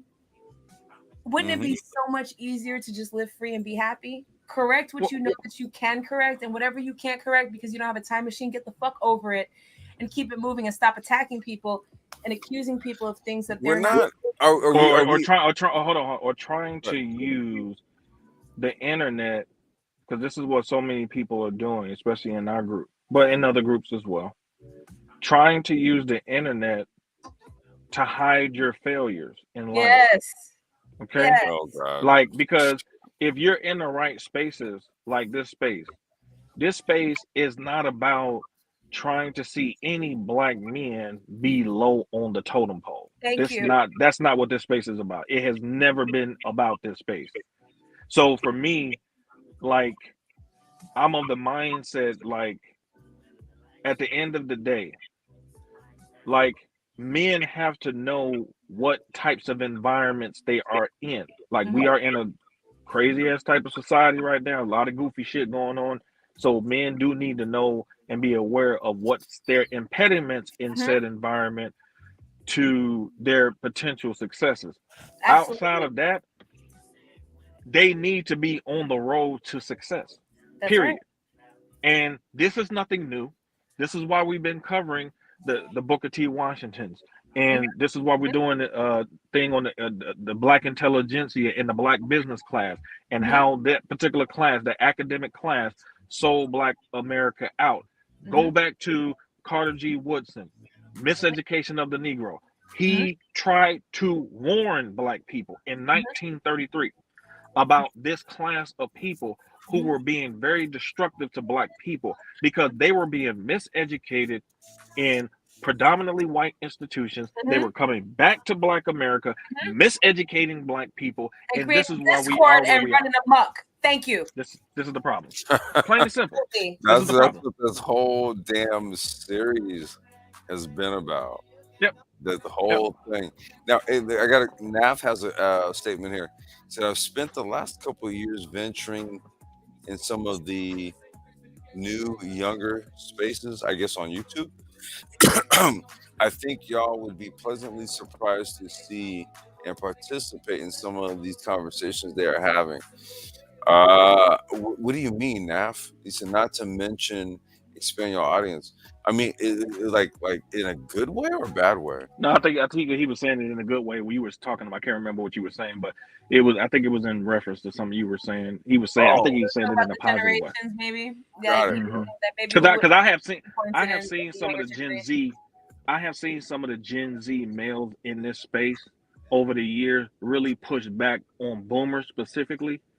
Because they just are like, no, I'm not listening to that nonsense. I'm not going down that path. I'm not doing that.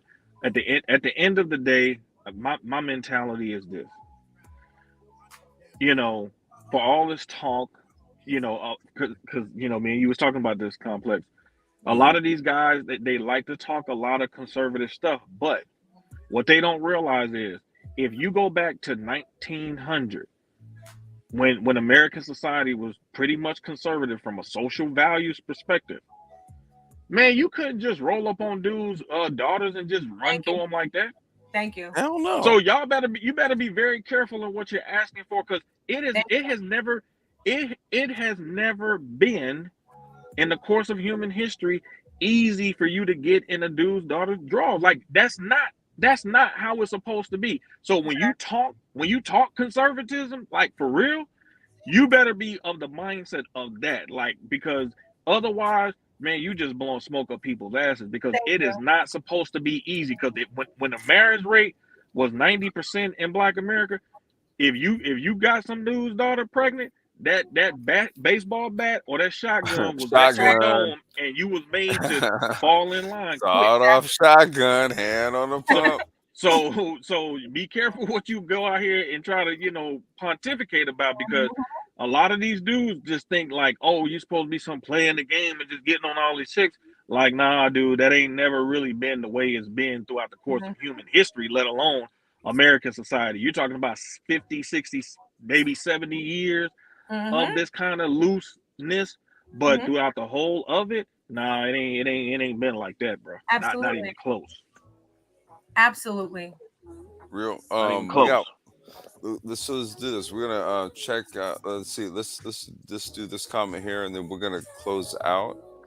I don't see how anyone can proclaim to be a self-taught Kim. Oh shit, Shonda. But Shonda been on his dick for years, boy. I don't see how you proclaim to be a self-taught chemist and not need their head examined. So many diagnoses in the DSM are fitting. Let me tell you something, Shonda. I've said this. I used to recruit for a steel conglomerate, right? And I used to hire metallurgists. And a metallurgist is essentially a chemist. And guess what they needed? A chemical engineering degree, bare minimum, right? Or they needed some sort of understanding of metallurgy, where they had some sort of fire thing going on. Like that fool don't have enough space in his house to get what's going on to figure all that out. Let me tell you something. For the jobs, look, we're talking about huge furnace, like where they do the molten shit, where they melt then they stick the diodes in the shit, and there's a huge explosion and all that. Okay, so I'm gonna need you to have that. I'm gonna need you to have a degree for that. I'm okay with need no some degree, trade certification, something in your house before you start talking that hot shit. That's why I'm gonna need that. Like for real. I mean, but the fact that people just let him get away with saying something so obviously stupid, dude, bro. That speaks to like the collective IQ. Oh my god! Right, and just sort of like the lack of discernment, the lack of critical sort of analysis, and the lack of men present around previous to YouTube. Yes. Okay? Matter of fact, actually, I don't know if you listened to that whole show last night that you sent me, but towards the end, when G got on there, bro, G basically said some of the same things that we said. Because remember what I told you, I was like, look, I ain't even trying to be funny, man, but a lot of these dudes ain't really got it, dog. And so he was like, man, look, man, he said there's a lot of black men that cannot take something you give them to read, and they can read it, but not fully grasp what they just read. They can't synthesize the information. The lack of critical skill development is really severely lacking in black men. Like, a lot of people keep talking about black boys, and yet that's a problem. We know that's a problem. But in adult males, there are a lot of black males from an adult perspective, man, who cannot critically break down information, bro. And we are literally in an information/innovation society, a knowledge-based economy. If you cannot break down information, you're toast. Dude, we're 4IR. This is literally everything's data driven. Yep. Right? Yep. It's like okay. If it was of any importance, say like 15, 20, 30 years ago, it's of uber importance now. Right? Wait, we got some more comments. Hold on a second. Before I'm going to the comments, just in case, because I know you have to go soon. No, you're good. You're good. She as long as she doesn't come in here and then give me the evil eye, we're good. Okay. So we're good for right now. So real quick before the which comment? No. It's not about a comment. Oh, okay.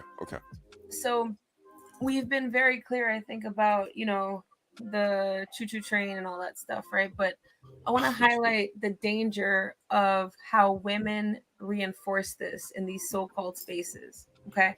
Hmm. Because this is something that further kind of heightens the anger when I kind of listen to these things. This is maybe why I don't listen to them, But so I understand that lots of women are in need and in want, right? And I think Mhm. any person can understand what it is to want or need something. So Hmm. far be it from me to try to shame somebody for that.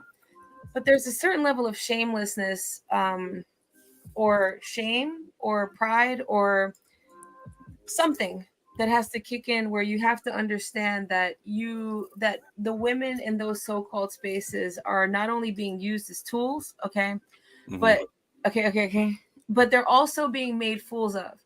And the Mhm. not just because of the fact that they're being used as tools, but because they're so willingly doing this, right? um Only for the sake of loneliness. Is it For worth it? acceptance. For acceptance, yes. Okay, thank you. Acceptance. Can we Hmm. say Mhm. that acceptance and loneliness are definitely springing from the same well? Yeah. Yes. Yes. Yeah. Yes. Yes. And Absolutely. I understand that. Like I said, I think any human understands that. So again, I don't want it to get twisted here. I'm not shaming that feeling. I'm shaming what you do with the feeling, women in those spaces. You feel uncomfortable, and you know that only there's a certain level of pandering that's going to get you those sort of compliments where people want to taste your ambrosia and all these weird things. But these are like really inappropriate Ugh. to say to people. It's not a compliment where someone wants to taste your ambrosia. You as a woman walking around should expect that any man looking at you wants to do that. I don't think you hear me though. I don't think women really understand what that means, to really think that if you thought about that, if you looked at life like that. Most of us don't. But if you're a woman that looks at life like that, who wants to do that and who doesn't? Someone bestowing that compliment to you does not validate you, sweetheart. What it does is it makes you look very needy and desperate, and it makes Mhm. you look in need of a hug. Now, far be it from me to give that to you, because I don't give out YouTube hugs. I actually like to really kind of highlight women, like people like that. And Hmm. I'm speaking about one woman specifically because I saw this woman while we're here, okay? While we're here, I saw this particular woman No one needs to on be this said. channel. Huh? It needs to be said. Okay, Did he, cool. did he just Like, break up? I think I might have. No, right. Hey, you good, bro? Is your sound okay? No. Okay, there it goes. Yeah, Okay, what can she's hear you. saying needs what she's saying needs to be said. That's what I'm saying. Thank you, because Yeah. sometimes I don't. A lot of times women in manosphere spaces feel that if we ever express irie about something, that we're being emotional. And I'm not coming Mhm. from an emotional place. I'm coming from an offended place as a woman, just straight up. Because I've seen this type of thing happening over the past type of couple of months. And it started when, a lot of times my mentality is that if I see someone who's a channel holder who does some sort of content and I see them here, I'm automatically going to subscribe to you, because that's the only thing that really makes sense for me. So I'm really curious about what you have to say. I'm open to it. Like, I'm not coming in from, hey, I want to shut you down. But if you beg me to shut you down, it's like, then I feel like you kind of want me to do it. And it's like, I don't really want to shame a woman who wants to teach women how to be wives when she's not one, because I am a wife, by the way. I don't like to throw that around, just like I don't like to throw my degrees around. I like to speak. I Yeah. like to talk, and I like to just represent me. If you want to ask me about my labels, I'm happy to talk about that too, but I don't like to speak with that. And far be it from me to try to teach a woman how to be a wife. Why? Because I'm in my own wifedom, right? I'm in my own experience where if you ask me, I'll tell you. Just like the gentleman who came up earlier, he was asking about his relationship. We were more Yeah, than happy Clark. to talk to him about it all day, Hmm. but that's not the reason why we're here. So for people who are saying that people are copying, but what you're doing is piggybacking off of men who have allowed you to pander, because it allows them to continue what they're saying, because it's like this joke, this elephant in the room that no one wants to talk about. um Please, you're in danger, because these are the types of women who will make excuses for if a guy stepped over the line with a child, with one of their children, I feel like there's a very thin line between the woman who would do things like this on the internet and a woman who would accept and excuse that type of behavior because it makes her feel validated. I'm not really that type of shit. So when we start to kind of venture into that foreground, yeah, I have to say something about it because no one's copying anybody. And you know, honey, you got to be a wife to teach somebody how to be a wife, baby. You got to start there. Okay. And I'm gonna tell you like this, real. I've been a husband, so I'm not So have going. I. You know, I'm just saying. You know, I'm not going to claim to be the that, but I do know. I'm speaking from the experience of that, right? So Yeah, when the own we dude, know marriage. the whole thing, when Hmm. you talk too much and you're leaking on the internet because you're being this emotional woman that they want you to be, you're actually acting out what they need you to be. For what reason? You got to ask yourself that, sweetheart. And you know who I'm talking to. Everyone knows who I'm talking to. So it's a little bit confusing why I don't want to get on you for thinking that you can teach even though you can't do. I'm okay with that. But like I said, be able to teach. Coming up here and talking about lighting for 5 minutes and the awkwardness of your existence for another 10 minutes, and then another 15 minutes pandering to the men who make you feel validated because somebody said something about some ambrosia. I'm so sorry for the state of black men and black women in these so-called spaces, but I'm more sorry for the black women stuff because we don't have a Oh voice. We get attacked every time we come into somewhere. I even got attacked coming up here once. With respect, it's over. no, you know, you already know. You know, you are. We handle that shit. Right. And you know, I get it. You see a woman, you think bimbo. I'm sorry for you. Sorry for you. But when women Yeah. solidify that, this is when I have to say something about it. So, you know, I would like I heard that there was a comment once upon a time that was like, you know, the Black Brain Trust is acting like they're, you know, they can't be criticized. No one can tell them anything. They think they know everything. No one here ever said something like that. So if people are accusing us of that, that means that they That think that never that's fucking okay. happened. It's That, okay because it's a compliment. It means that you think we know a lot of stuff. That's cool. But what's the Mhm. criticism? If we're not open to criticism, it was asked several times, sister, who I'm talking to, what is the criticism? And you never had anything. You said nothing. But then now you're Mhm. piggybacking off. What are you so angry about? Did somebody make you feel not womanly?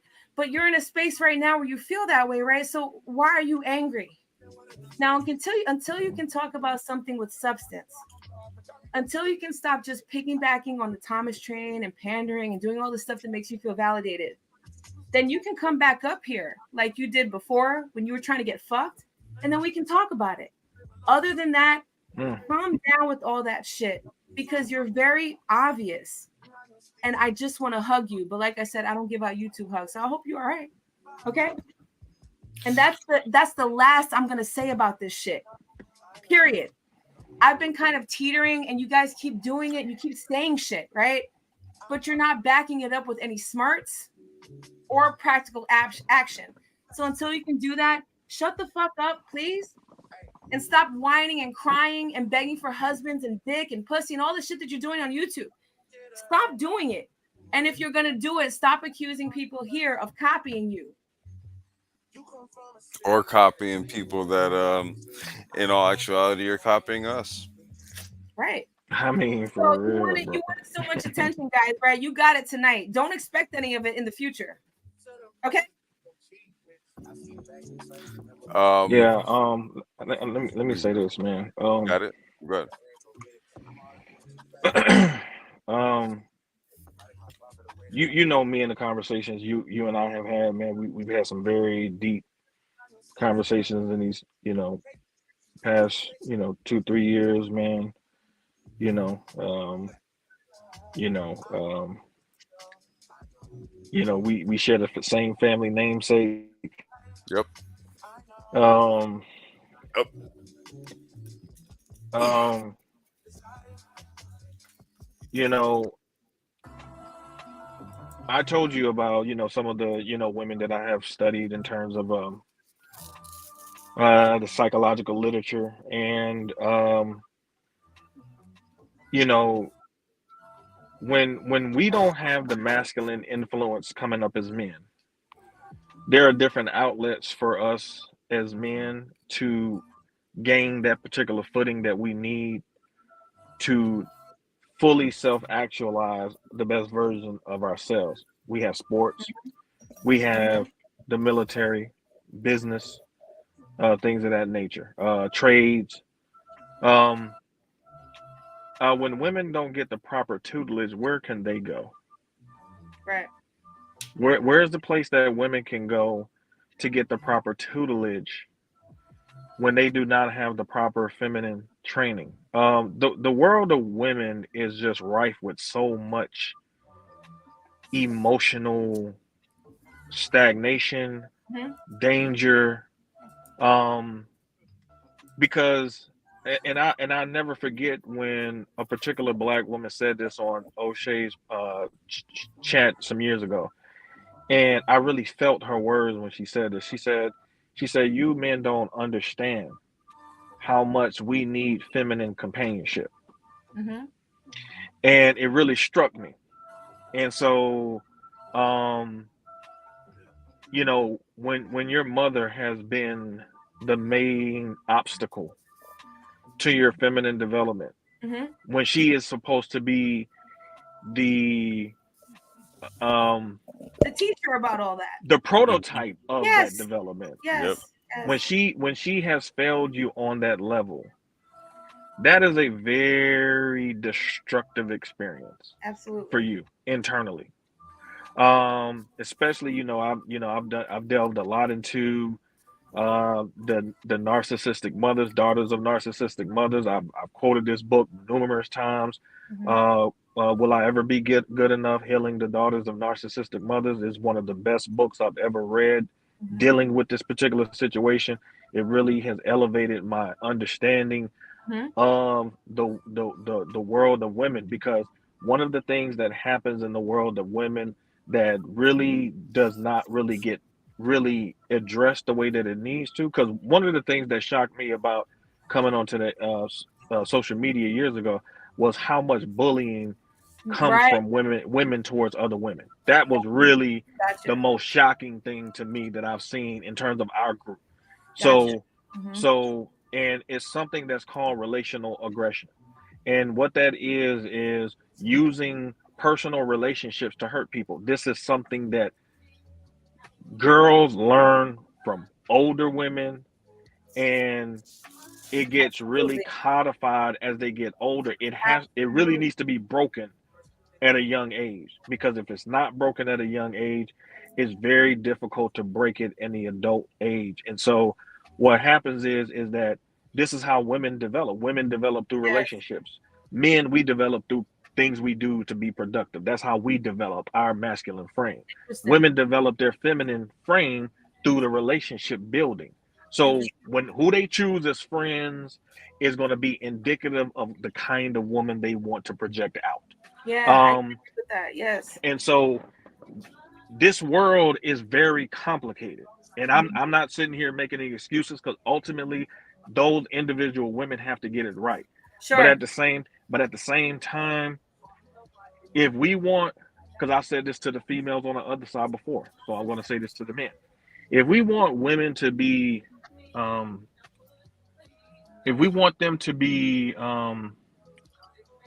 cognizant of our internal issues as men and things of that nature, we have to be receptive to the fact that they have their own thing that they go through as well internally that can Sure. stunt their development. Sure. So for me, I've said this before. If you grew up, whether you're a male or female, if you grew up with a narcissistic mother, you both got failed. You just got both failed in different ways. Uh-huh. You know what I'm saying? The difference is that if you're a man and you're able to escape that evil castle with the evil mother in it, Right. you can get to some men to break you from that and get you up out of it, so Mhm. you can go on in life. Whereas Mhm. I've seen a lot of, especially Generation X females specifically, I've seen a lot of these women literally just ruin their lives because they felt that they had to be more loyal to this narcissistic type mother who makes them believe that in order to receive love from her, she has to do something for her mother, which is not what it's supposed to be. A Service. mother's love to her daughter and son, but specifically in this conversation, her daughter, is supposed to be unconditional. There should be no condition placed on the mother to the daughter to receive love from the mother. And unfortunately, a lot of these females that been through these experiences, they go out here and they have relationships on a subconscious level, unconscious level, that mirrors that dysfunctional relationship with their mother. They're playing it out with men. So we have to contend with this. There's just no way to get around it. Like we have to have a conversation about it so we can have some understanding. So we could either say, hey, let's try to work it out, or we just gonna go our separate ways for good. If you go your separate ways for good, then just be done with it. But you can't, don't be in limbo. Don't be saying we don't like these females, but let's negotiate at the table. Like, I mean, at some point you need to figure out what you want to do, because as a man, you can't spend the rest of your life on social media following dumb old Negroes who haven't accomplished anything in their lives. Use this in a way that I tell you all the time, the old Negro, I call him Palpatine, because he uses the strength of the youth, the male youth, the same way Palpatine used Anakin's strength against him for his own benefit, to keep himself in power and with all the power that he had. So a lot of these dudes are falling for this. You know what I'm saying? And so, you know, this is something that this is a battle. This is an existential battle generationally. We gotta really break this shit from this boomer generation nonsense. Rael, Go ahead. May I interject for a quick second? Go ahead. Just as you said, it would take the stance of a man to create some sort of archetype for other young men to follow, to be able to heal that pattern, right? That's the same thing for women, though. And here's where we come into the idea of who leads, right? And this is a slippery slope, though, because a lot of people think, I think this is completely convoluted, but I think there's no argument about the masculine energy being the leader energy of what happens. Okay. So if we're going to accept that as true, which I am accepting as true. Okay. Yes. So at that point, that's the same thing that can heal young girls and women, though. Same exact energy. It just needs to be present, right? And it doesn't mean fighting. It doesn't mean kicking down. It doesn't mean not understanding, because everyone's trying to heal through degrading the other. And the degrading part I want to highlight, because it's like, if I make you feel low, then I feel better, right? This is a very rudimentary childlike way of behaving. Food fight, emotional food fight, exactly. When kids are abused at home, what do? They come into school and they be bullies and all this stuff, right? It's the same exact thing. But at that point, if someone is seeing it, right, then the only reason that a woman can thrive in that type of thing is if the man is creating it and she's allowed to kind of follow in with it, because that's where the comfort is. So that's where the problem is. So I'm not blaming. I'm just saying that it's the same energy. So young girls can also get healed with that. So where's the problem?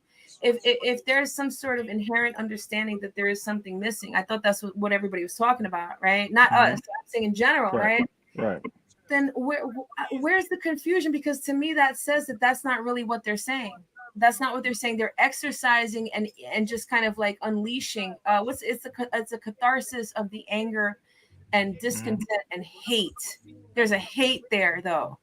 And, you know, a lot of times, a lot of people get very kind of caught up in the moment, which is exactly what they've done with the art of the argument in these sort of spaces, so to speak, right? There's no conversation. It's just this sort of like new level of how we argue, how we talk, right? Which I refuse to participate in personally. In all my years of YouTube, I've never participated in that, because I'd have to have not experienced that at the age of 20 to come up here and experience that. Well, how do I look coming up here arguing with, like, again, there goes that brick wall. Like, we've all experienced that in our early years. There's no need to do that now in our 40s, okay? And this is exactly what happens when you evolve as a person. You realize you're not going to change something unless you're changing it, right? And it really is just that simple. Right. Talking about something, thinking about something, conceptualizing about something is great, right? But it's not the same thing as actually doing something. So here's where the chasm is in these so-called conversations, in these so-called spaces, right? And this is where I say misdirected energy is a real bitch. Okay, this is where the problem is. You know, and I remember once upon a time being in a chat and saying to one of these people with the 3 letters in his name that you have misdirected energy. It was a simple comment. I had gotten blocked in a chat for saying something along those lines. So I came back in with one of my troll accounts and I said the same thing. I was like, yeah. And he's like, well, you like to join the panel. And I think the only reason he asked me to join the panel was because he thought that my chat account was a male. Even though my avatar was a Frankenberry guy, it was like pink, but I was still a guy. I guess he thought I was a guy. So I came up on the panel and I was like, yeah, so I'm the same person you blocked, but you know, I still wanted to say what I had to say. So let's talk about the misdirected energy. Obviously, that's the comment that kind of, you know, prompted you to ask me up here. I really wanted to focus on that because to me, that's the only thing I would have any sort of passion about. What else would I give a fuck about what he's saying? It'd have to be that. Why? Because I see so many people saying, yep, right? So the conversation went nowhere. Why? Because I got 3 to 5 words out and he thought that steamrolling and all this shit. I didn't come up to get seen. I didn't come up to have some sort of, hey, make me feel validated. So therefore, at that point, the conversation was over. So I said, look, you know, I thought you had a question for me. I was going to come up here and answer it. You know, apparently you don't want to hear the answer. So I'm out. And that's the only thing that's going to really help these people understand that they ain't saying shit. You understand what I'm saying? Like, not engage. That's pretty much it. But look, like, yo, my daughter's on my ass. Yeah, let's get it wrapped up. We good. Great show, man. Great show. Are you thrilled that? I'm like, okay, hold on. So wait, hold on 1 second. Let's get these last couple of comments in. Yeah, let's see. The point is you recognize power of the old heads. We have to drop from that if they have any power. Sometimes you have all the power, they don't. You just think they do. Let's see. Join the club, real life, not inspired. So block that. Certain females. I love it. I love that comment. I love it too. Christ. I got to give Shonda her credit, man. Shonda was one of the first women I've seen in this space really recognize that clown shit in that dude, bro. Nice. Like she was one of the first ones calling it out, like for real. So salute to her. Yeah, no doubt. Salute to Shonda. And I'm surprised Shonda was stayed up this late with us. You know, salute to you, Shonda, for hanging out. She rocked with us tonight. Yeah. Typically, you know, we're on the daytime live streams and she's hanging out with us. But okay, that's what's up. Very nice. We got her night owl on tonight. And Mr. Me Too, hey man, appreciate you for the comments you've been dropping, man. Yeah. Mike V came through.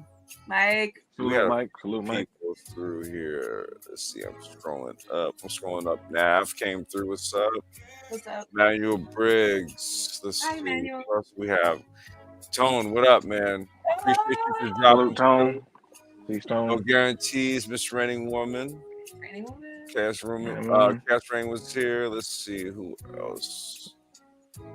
Let's see. I'm just scrolling up before we close out. Clark. Yeah, you know, Clark also dropped. Thanks for coming by. Oh, yeah. Salute Clark, too. Salute to Clark. And thank you for joining the panel. See, Big Ike was in the chat. MOT on the programmer. Salute Ike. Okay. Salute MOT. Yeah, that's what's up, man. Everybody who came through. Great show, man. Great show, bro. Okay, that's what's up. Hey, listen. You know, we're just over here doing the damn thing. Okay. You know, that's all.